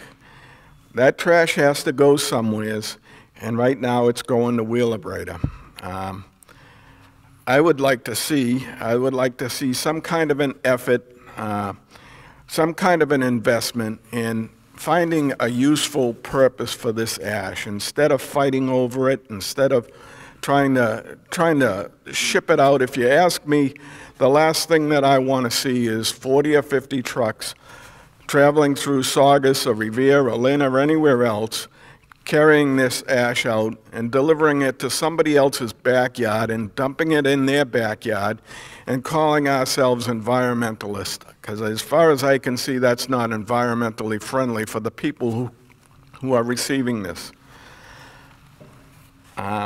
I just don't understand why we can't get together and get some of the colleges in this area, some of the smart people that run these colleges, and get them to sit down and come up with a solution to this problem. I am compelled to support the provisional decision that you've made. And I just think that you know, there's a better solution here. I know that recycling helps a little bit, but it doesn't do the whole job. I hope that you base your decision on fact and not assumption, not supposition, and not emotion. Make sure that whatever you decide, you do it based on the facts. And thank you for your time. I'd like to do a few more commenters. Casey Bird, Kadinzi Paz, Joan LeBlanc, and John Perry. Good evening. My name is Sohail Zende. That's spelled S-O-H-E-I-L. Last name is Z-E-N-D-E-H. I've been doing nature walks at the landfill for about 40 years. I started going to Saugus, Rumney Marsh, I used to call it Saugus Marsh, 40 years ago, and looking up onto that huge hill that was the landfill as well, and finding wildlife there. About 25 years ago, it began to be transformed into an actual wildlife sanctuary and landscaped. Before that, it was just a dump. The place always attracted a large variety of birds and insects. Now, it also attracts people who watch them. It also attracts school groups that use this facility for nature study and golf. So I'm very encouraged by what it's turned into. I'm happy that we keep this sanctuary going forward. Otherwise, what? We want another shopping mall, an industrial plant? I don't get it. So I invite everyone here to come on our walks. It's every Sunday at 9 o'clock. Come and walk with us and enjoy the place. Thank you very much. Thank you. Next.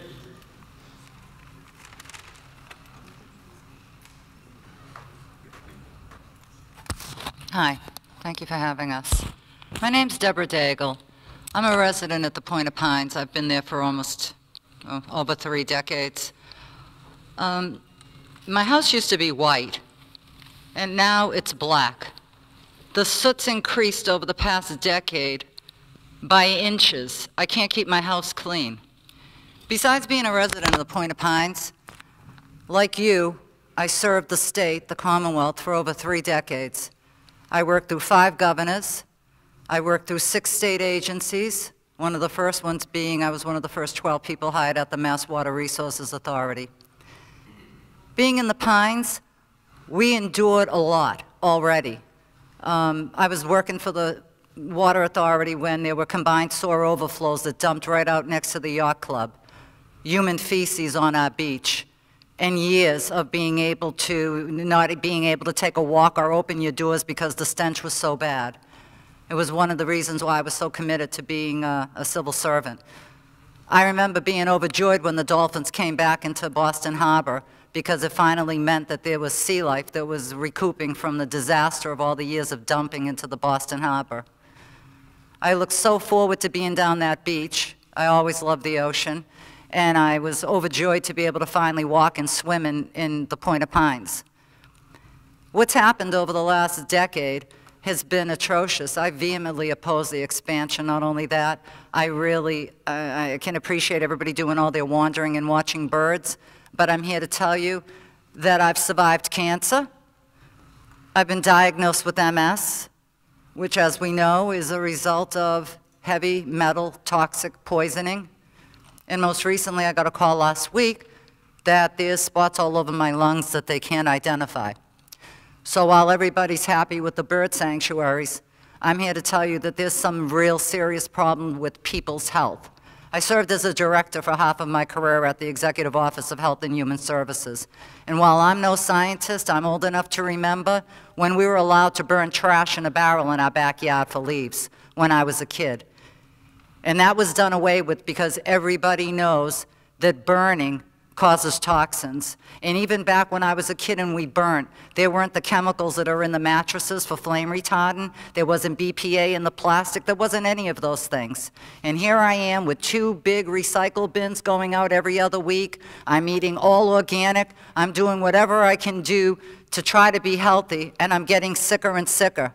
I don't swim in the beach anymore because I don't trust the water. I'm on the water and I don't open my windows because the soot on my house tells me that whatever's on my screens in my house is going to go directly into my lungs. And it's scary. It's scary. I just don't understand how we're even here. The Department of Environmental Protection, and we're not being protected. You know what this feels like to me? This feels like the residents of Woburn who came forward over and over again to complain about the water. Or the people out in California that were complaining about everybody dying of leukemia. I know you want to interrupt me because you don't like what I'm saying. All right, but what I want to tell you is there's only so long that you can play the game and make believe that cancers aren't happening and that people aren't dying, because all it's going to take is one Erin Brockovich to find out what's going on. And just like in California and in Woburn, these companies all paid for golf courses and educations and health spas, and when companies start doing that, I have to wonder why they're really paying, because they're really caring about the community. No, I worked for so many governors and saw so much in my political life that I know what's going on, and you can't fool all the people all of the time, not even some of the time. And since I'm just recently retired, I've got plenty of time now to do all the legwork it's going to take to get to the bottom of what's happening. All right? I just want to ask you to answer the question someone asked before. Do you have the authority, you as a party here, do you have the authority to stop this? Or does it go up higher up the ladder? We're reviewing the comments we received tonight. We reviewed the application that was submitted by Wheelabrator Saugus. We will make a final decision once all these comments have been considered. Okay, but who's making that final decision?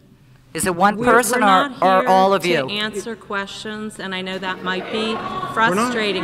I'm sorry. We are here for the purpose of taking comments, not to get I into understand that, and I respect that, and I've been very respectful of you. I just ask you show me the same respect by answering that one question. Do you have the authority? So we can explain, and a lot of you are talking. Talk one at a time up at the microphone. Okay, I'm on the mic. Do you have the authority to stop this? The whole purpose, as described in all of the documents we've put out, is to take the comments. We issued a provisional decision so you could see what our understanding, based on the application and our research, where we think the decision lies. The purpose of taking comments is so we can understand everyone's concerns, everyone's comments, whether provided to us orally in writing. We will consider them and, as appropriate, make any changes to the decision. Okay, well, unlike South Pacific and Flint, Michigan, and Woburn, we're not just talking about water. We're talking about water, land, and air. We're talking about all three things that let the human breathe and live. And there's no way, forget not even having a liner, sitting on the water, there's no way that these toxins aren't leaching into our water and into our air. And I hope that while these people are strolling around 20 years from now looking at birds and owls, I want to hear them in 20 years come back and tell me they're cancer-free. Thank you for those comments. Thank We're going to you. move on to the next speaker now. Next, please.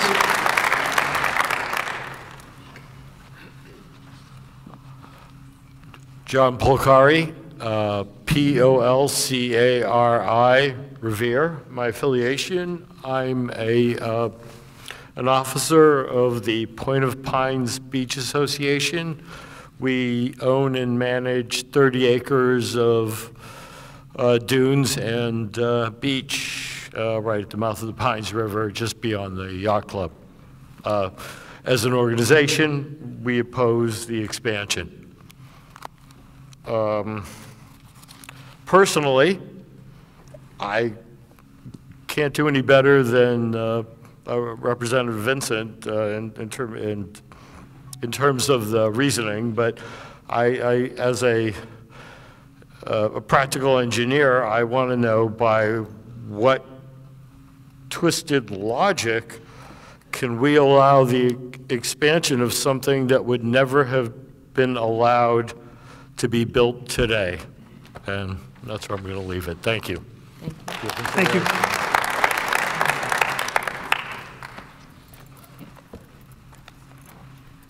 Hi, my name is Casey Bird, last name B-Y-R-D, first name C-A-S-E-Y.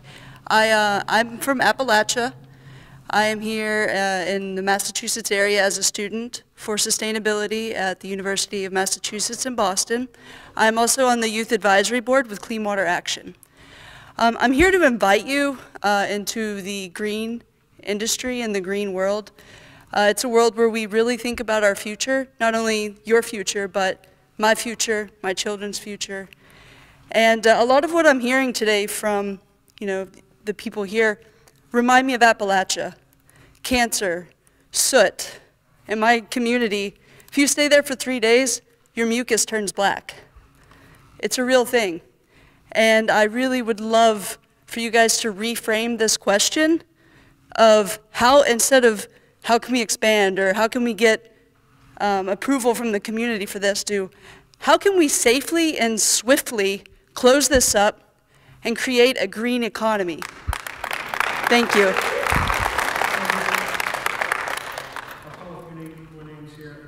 Miles, Kevin O'Malley, Stephen Orlick, and Jan McWilliams. Hi, my name is Kedenase Pass, and I'm the Environmental Health and Justice Organizer for Clean Water Action. I'm here on behalf of Clean Water Action's 35,000 plus Massachusetts members. We urge the Department of Environmental Protection to reconsider the provisional decision allowing the ash landfill to expand. We ask you to say no to further burdening Saugus and neighboring towns. Key reasons for our opposition include: 1, violation of environmental justice. The ash landfill is located within 1 mile of radius of environmental justice communities in Saugus, and its impacts extends to neighboring EJ communities in Revere and Lynn.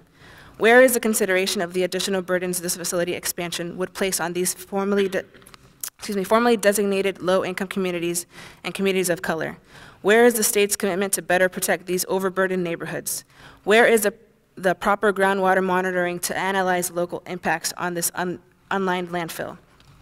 2, environmental health threat. The ash is laced with toxic chemicals contained in the trash that is incinerated at the facility, including the most hazardous bioaccumulative and persistent chemicals such as dioxin, lead, and mercury. The International Agency for Research on Cancer has classified dioxin as a known human carcinogen, with no known safe dose of exposure. Mercury and lead are proven neurotoxins. Additional ash containing these substances has no place in a densely settled area such as this one. 3, commitment to Massachusetts' zero waste plan. At the very least, before expansion of this landfill is even considered, there should be a concerted effort to enforce the state's waste bans and focus on increasing composting, reuse, and recycling. According to Wheelabrator's own records, approximately 80% of the materials it incinerate are recyclable or composable, which is something you've heard already. Those proven solid waste management tools would zero out this landfill's need for expansion. In conclusion, we strongly oppose this provisional decision that would amplify the unjust burden already placed upon Saugus and neighboring communities. We ask the department to reconsider their decision and say no to this proposed expansion. Thank you for the opportunity to present these remarks.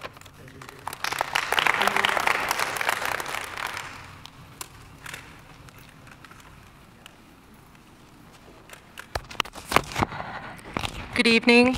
My name is Joan LeBlanc, and I'm here on behalf of the Saugus River Watershed Council. I've given up on editing my comments, so I'm just going to speak to you frankly. We're a nonprofit organization, and our mission is protecting the natural resources in the watershed.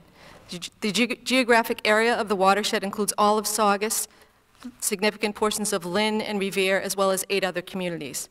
We have been working with partners at the local level, the state level, the federal level, on many different initiatives that are aimed at protecting and restoring the Rumney Marshes ACEC. You've heard quite a bit about that, the importance of that. The concern I have standing before you tonight is this. You've issued your provisional decision. You've said that based on what you've looked at, you think that this is the way to go. We don't think this is the way to go. And so I'd like to just spend my 3 minutes trying to give you some information, and we will send something in writing as well, but trying to give you some information that will help you to shift from thinking this is a great idea to understanding that it isn't a great idea. In fact, it could be very damaging to the community, to the environment, to the neighborhoods, to the beaches, and to people's health. So first, I'd like to talk a little bit about climate change. We have worked on fish restoration, we have worked on wetlands restoration, et cetera. One of our big priorities over the past 8 years has been climate adaptation and understanding risks to people in the watershed related to sea level rise, storm surge, and increasing rainfall. We have partnered with the Park Service and done a climate adaptation plan at the Saugus Iron Works. We have been on the working committee for the City of Lynn in putting together their risk assessment related to coastal resiliency. So I want to share with you a couple things related to that. Way upstream at the Saugus Iron Works, you have what I would call a mini landfill. There is this historic dumping of arsenic related to the iron production. The reason I bring this up is I think it's a good comparison. Here, that's closed, okay, it's capped, but that's not enough. Even way upstream with minimal impacts from sea level rise and rainwater, the Park Service partnered with us and worked proactively to develop a plan to try and shore that thing up, to make sure that that arsenic is not resuspended into the environment. If anyone suggested to you, hey, that's a nice capped arsenic landfill, how about we rip that thing open and put some more contaminants in there on the banks of the Saugus River? I believe you would laugh. I believe you would think that this was the most crazy idea you ever heard. However, further downstream, where we have identified the ash landfill in Saugus as the #1 risk to climate change, to the community, to the beaches, and to public health. Here, we're not talking about the bureaucratic way it sounds in that provisional decision. We are talking about the capped portion of the landfill, the part of the landfill that is right on the banks of the river, right adjacent to the marsh. We're talking about ripping that cap open and putting more contamination in there. And we know a lot more things today than we did 10 years ago. So I understand you might be thinking, hey, we approved this before, so we have to approve it again. No, we never have to make the same mistakes twice, especially when we have information today that we didn't have in the past. We know that sea level rise is increasing. We know that the risks to the environment are greater because you have a combination of potentially damaging storms that we've seen wreaking havoc all over the country. We are against the time limit, if I could hold you there. Thank you. If I could just finish up with just one more minute, please. Not a full minute, but just a couple additional comments, okay? And this is very important, and that site is basically a risk waiting to happen. The ACEC regulations that are in place today have all sorts of requirements for why we need to hold this site to the highest standard possible. Ripping open that landfill and bringing in 500,000 tons of contamination to this site is not holding it to any standard.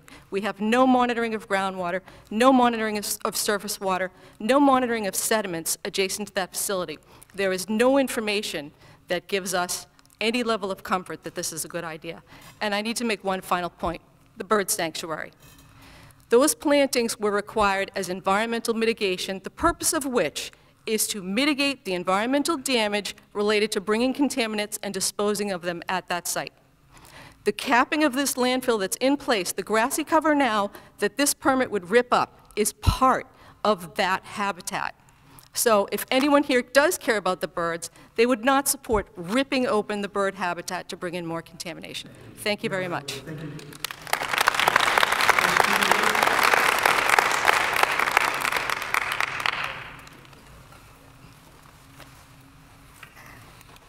Good evening.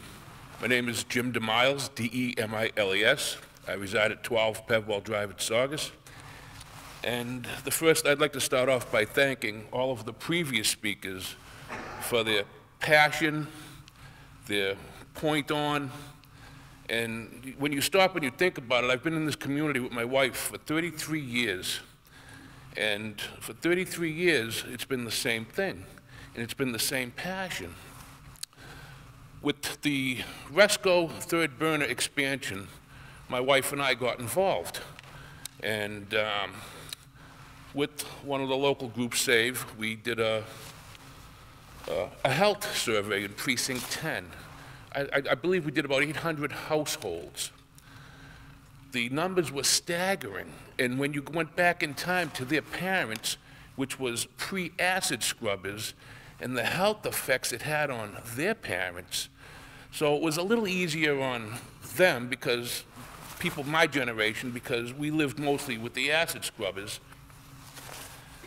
What is before you is, if you look at demographics, in the general areas of pre-acid scrubbers and the health and cause and effect, the acid scrubbers, the numbers come down possibly a tad bit. You have a unique opportunity for, I'm not going to say the next generation, but let's use like the generation that's not even here yet. They have a fighting chance to potentially go through life in this town without a cancer. You can actually make that happen right now. How cool would that be? That's what I want to put upon you, sir, or this board. Thank you. Thank you. Yeah.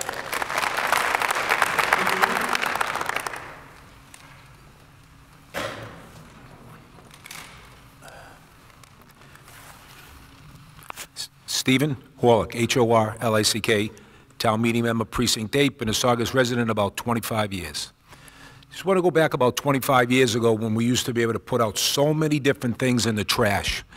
And then the DEP said, well, we're here to protect you.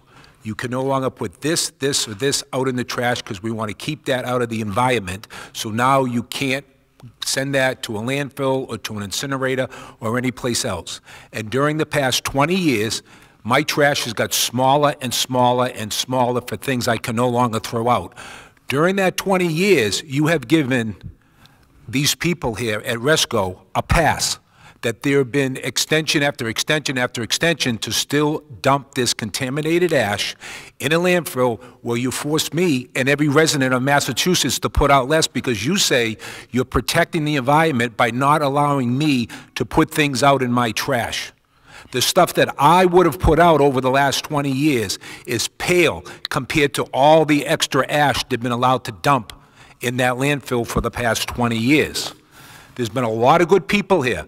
Lynn, Revere, Saugus, Saugus River Watershed, SAVE, all these people and hundreds of volunteers every year fight to keep that Saugus River and the estuary around there clean, the volunteers cleaning up, and they always constantly fight to make sure that the water comes back and the marine life comes back.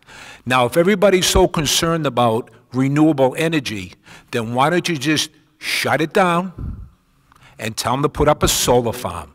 That will give you, I think, better renewable energy than having a plant that burns ash and dumps it down there. We have one up at the Saugus landfill. We put one up there. It's getting tens of thousands of dollars back to the town every year. It's solar energy, it's renewable, and it's saving everybody money, and it costs no harm to the environment that we can see because it's solar. Also, too, everybody's worried about trash being trucked out. I would rather have the trash being trucked out than have more of it being put there. Because eventually, like it's been said, we got these major storms coming up now. You've seen the devastation just 3 hurricanes did in Florida, the Virgin Islands, Puerto Rico, and Texas. I mean, who would think that there would be hundreds and billions of dollars damage just from these 3 storms? And they're going to be rebuilding for the next 5 to 7 years. All we need is one storm, not a Category 5, but something smaller to make a direct hit anywhere near that area, and it will probably rip the top of that landfill right off because it's the highest point. Everything there is flat in comparison to that landfill. So I just ask you to make sure that you don't allow any more of this to be dumped. Please close this down and let's set up a plan to end up finally capping this off and finding another use for it, like I said, a solar farm. We have another neighbor in town who decided after 20 years of fighting with the town, which is aggregate industries, and you people have been involved in aggregate industries for issues we've had up there. Now, they decided after 20 years of fighting with the town, we're going to work with the town, we're going to fill in the whole area up there, the pit, and we're going to come up with a solution that's going to benefit the residents of Saugus. We're not going to do any more environmental damage by mining rock up there anymore, and we're going to make it a place that everybody can remember this is what we did as a good neighbor to the town of Saugus. Thank you. Thank you.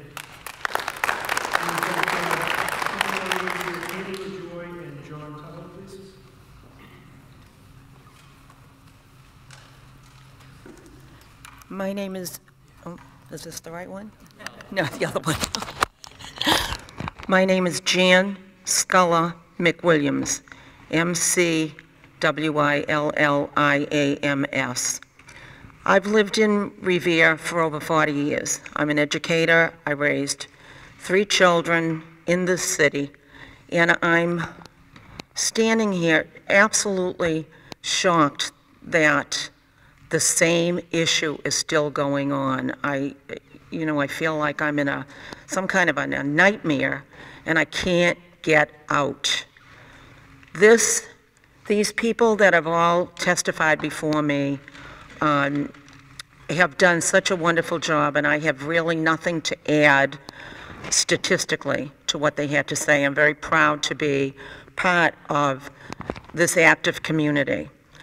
But what I do want to ask you to do is what others have asked you to do. Protect us. The cancer rate is horrible in this community.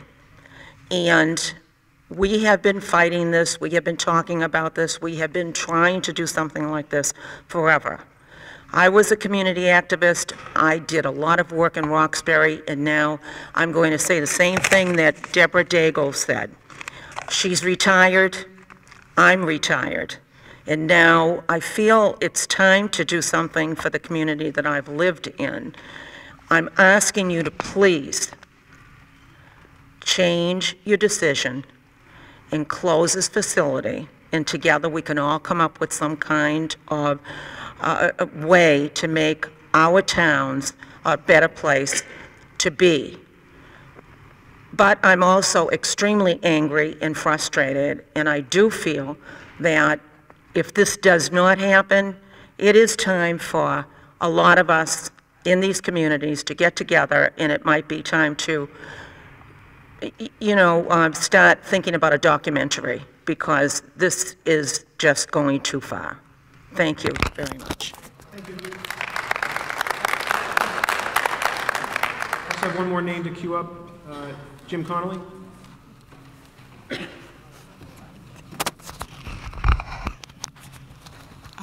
Hello, my name is Katie LaJoy. I'm actually from New Hampshire.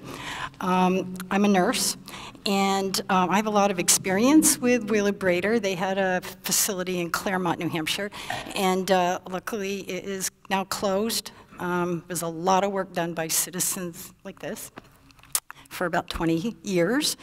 And with all due respect, I think the people who are supporting incineration don't really understand how it works.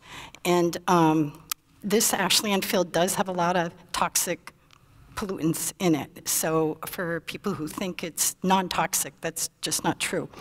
I urge the citizens to ask for a transition plan to work with you on a transition plan that closes the incinerator and replaces it with conservation, maximum recycling, and composting. This way, there'd be no more burning, no more ash to be dumped, and people could still have their bird sanctuary, and the ash could be removed, tested, and there could be some remediation there. I am really shocked what I've been hearing about what's going on here. It's unbelievable. So I hope that you do the right thing and say no more to Wheelabrator. Thanks.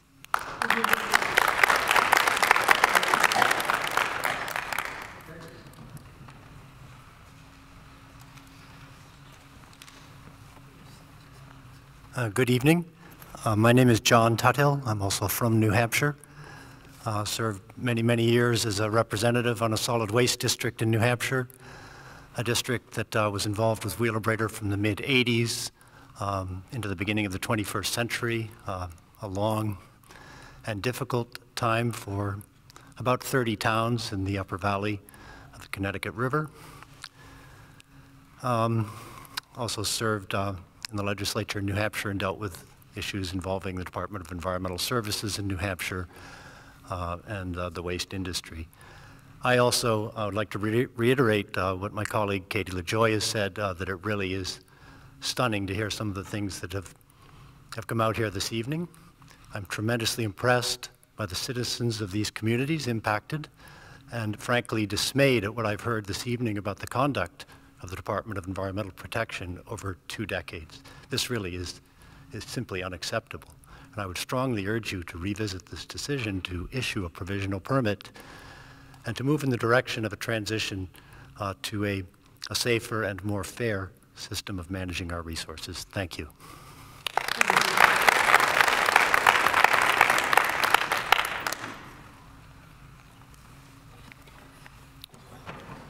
Jim Connolly with Wheelabrator Technologies. Thank you to the DEP for coming tonight.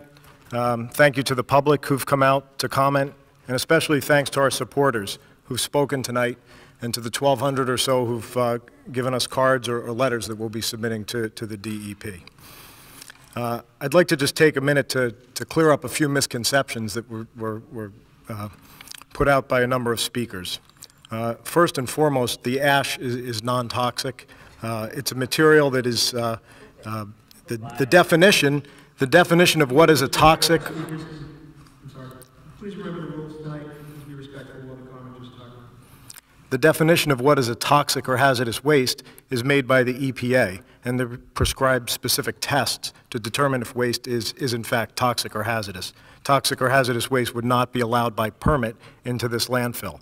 The ash from our facility and all other waste energy facilities are regularly tested and found to be non-toxic. The misconception that there's no groundwater protection system. We submitted some supplementary information with the application describing the performance of this system. While it's not the traditional plastic liner, it is a clay soil barrier wall with a leachate collection system that serves the same function and meets the same technical standards for protecting groundwater as the more typical plastic liner. As far as a lack of monitoring, the stormwater monitoring is described in the supplemental information to the application submitted in July, and information on the leachate that's monitored is part of our industrial discharge permit to the sewer, and that's also described in the information that was submitted, I believe, back in July. The ACEC is very important, and we recognize the values of that, and we feel we've been a major contributor to the success of that ACEC. The values of the ACEC are to preserve the environment, remediate past problems, and restore habitat. We've done all of that. Land we own outside the boundary of the landfill is preserved as salt marsh. The installation of that groundwater protection system was the largest remediation project, $17 million back in 1991 to complete that. And the habitat restoration with our nature trail is so far the most successful habitat restoration project in the Rumney Marshes ACEC. We're very proud of those accomplishments. Regarding flood impacts, all of the environmental protection systems of the existing landfill are well out of the floodplain. And with the wildlife sanctuary development, we've created a living shoreline which serves to further protect against any coastal storm impacts. And then you know, just one other thing, people talk about extension. Since 1991, when the original permit, the authorization to operate under the current groundwater protection system and configuration was issued, the landfill in 1996 went through a MEPA process with extensive public comment and was granted a permit to continue to operate till those configurations were met. And then again in 2008, there was an additional permit modification, and those are the extensions, and they are associated with permits. So with that, again, I just want to thank the DEP for taking the time to come out and hear the public comment, and thanks to the people who came tonight to share their views. Thank you.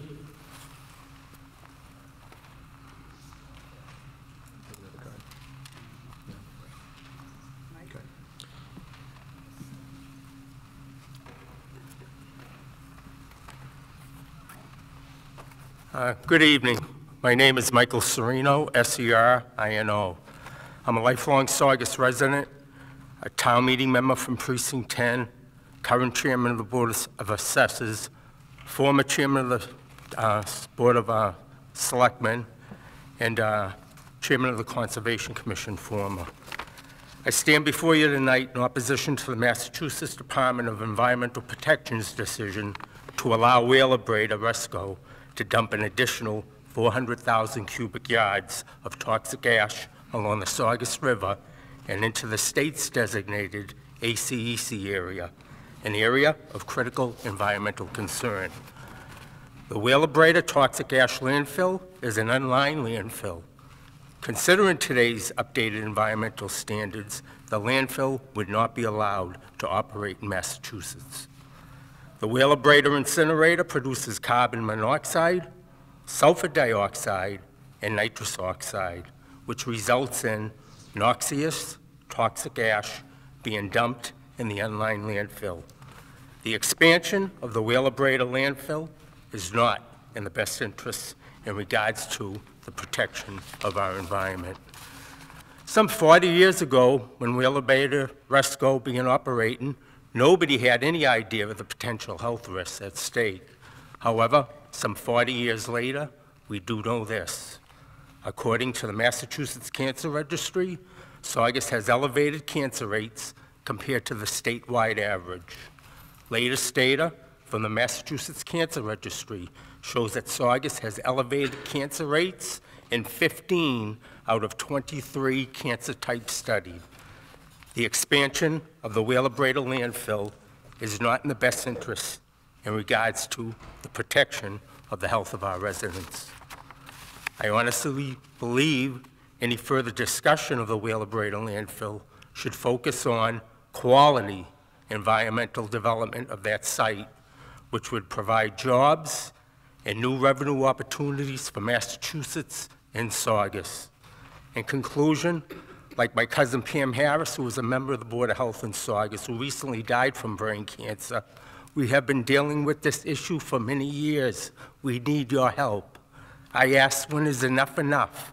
The town of Saugus has done more than its fair share in regards to the disposal of solid waste in Massachusetts. The expansion of the Wheelabrator toxic ash landfill is not the answer to quality economic growth, the protection of our environment, and the health of our residents. Thank you.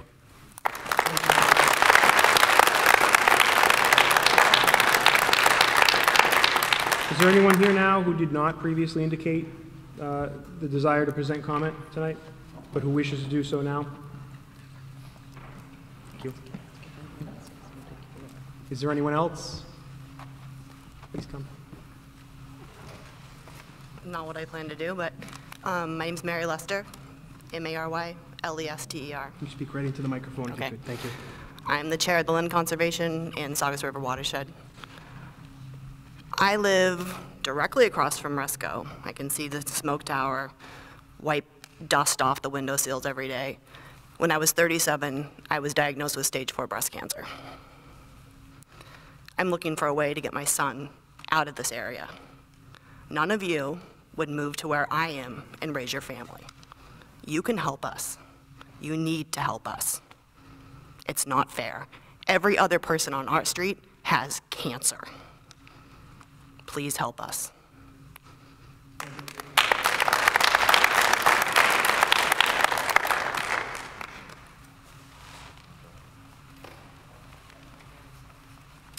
Hi, my name is Lena Miles. I live at 12 Pebble Drive.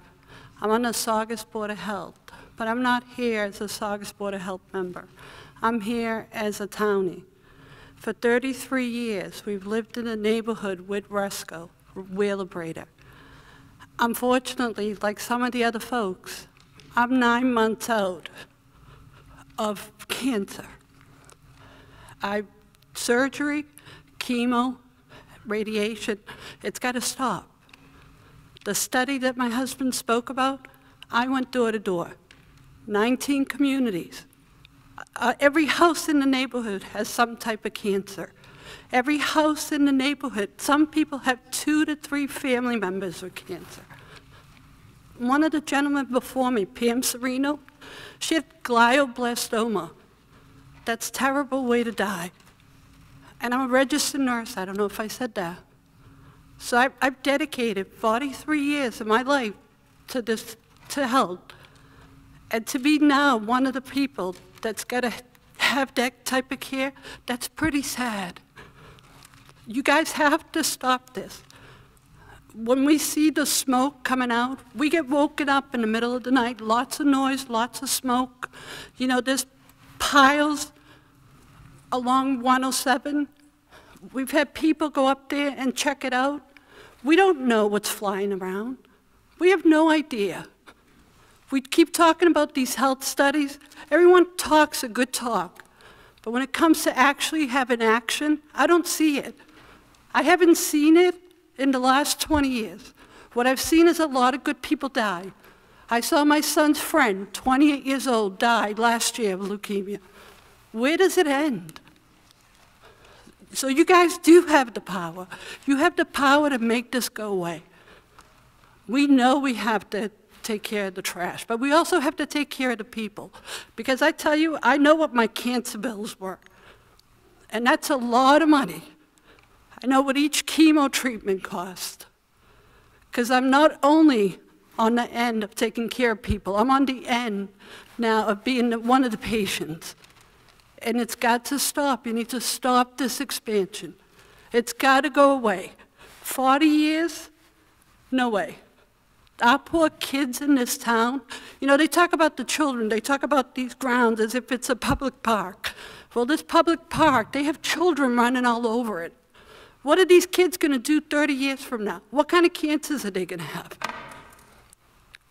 We talk and talk and talk. I talk about it in some other meetings. I am passionate about this. I've given this the last 20 years at different levels. And sometimes I have to walk away just to keep my head straight. But the problem is, no one's making it go away.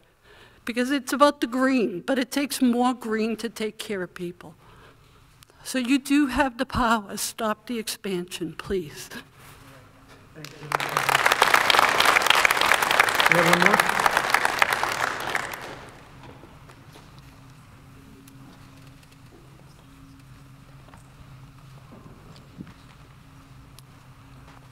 My name is Paul Trunfio, spelled T-R-U-N-F-I-O. I'm a resident of Saugus. We've heard a lot this evening about health issues. I'm here to continue that discussion about health issues, especially cancer.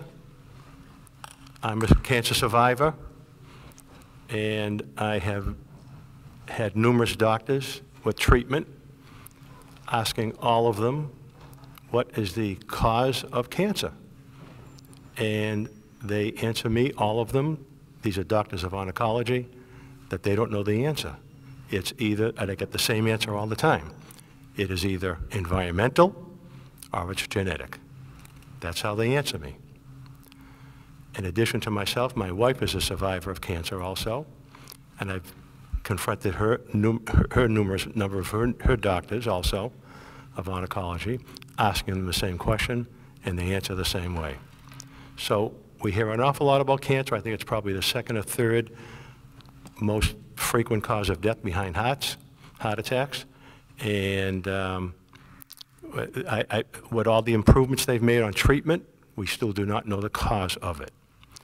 So I'm here just to simply say that we've heard a lot of sad stories about people that have had cancer and died from cancer, but yet we don't know if the relationship comes from living in Saugus, being close to Wheelabrator. I don't know how you can make that relationship that it's the cause from living in Saugus, because you hear it all over Massachusetts, all over the country, really, that it's becoming more and more prevalent. So I am here to just simply say that I will support your decision on what you come across and finally make a decision on Wheelabrator. And I just want to say that they think they are a benefit to the town in that regard, that they do, and all the towns that do support them also, that it's a necessary company to have. And I just support your decision on whatever you decide on. Thank you. Thank you. Do you have any more? One more?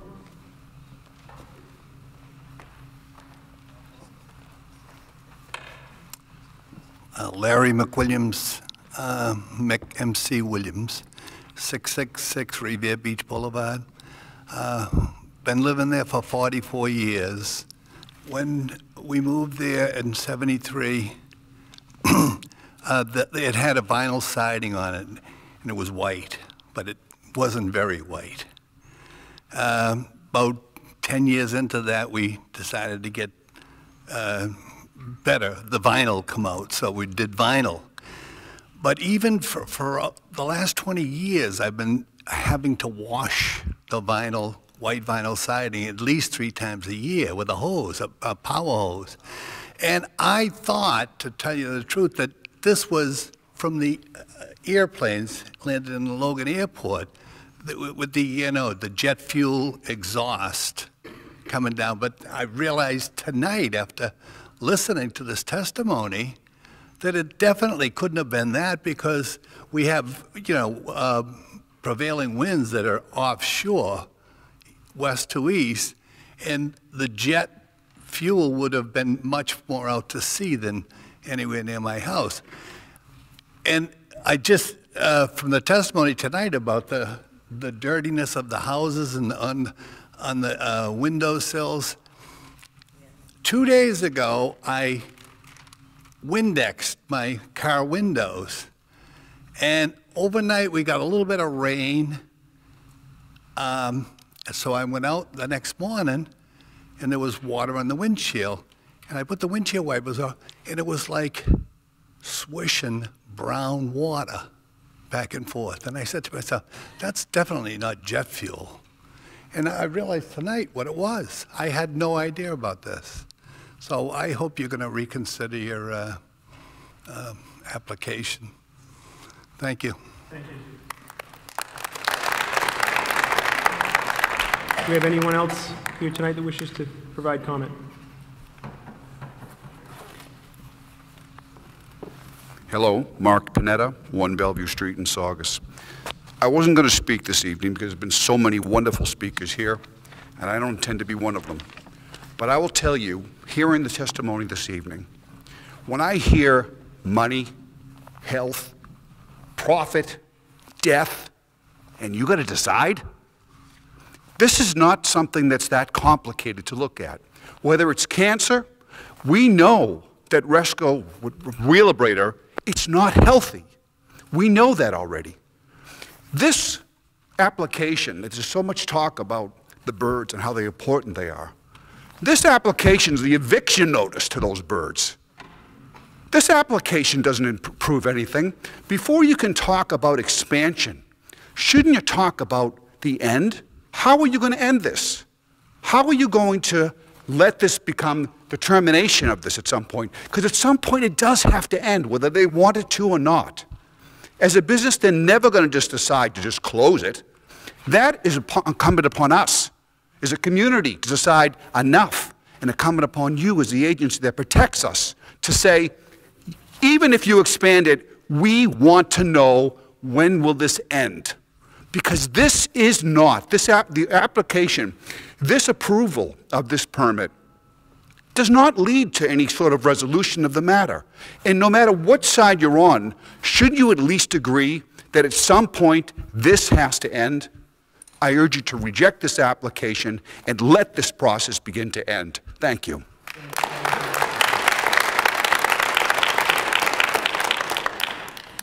So in closing, I'd like to thank all present in attendance tonight. If you've not filled out an attendance slip, please do so before you leave tonight to ensure that you will receive any future communications sent to the interested persons list. The comments submitted at this hearing will be considered by the department before taking further action on the provisional decision for the partial valley fill project. The public comment period for the provisional decision closes at 5 p.m. January 12th, 2018.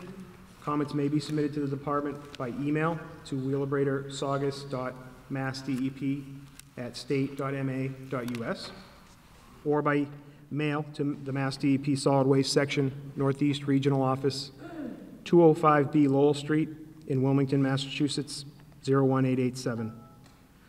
Following the close of the public comment period, the department will summarize and respond to the oral and written comments submitted during the public comment process. Notice of the final permit decision and response to comments document will be sent to all persons by email who have participated in the public review process and provided us an email address. Considering there is no further testimony, I will hereby close this hearing at 9:20 on November 30th, 2017. Thank you again for your time tonight.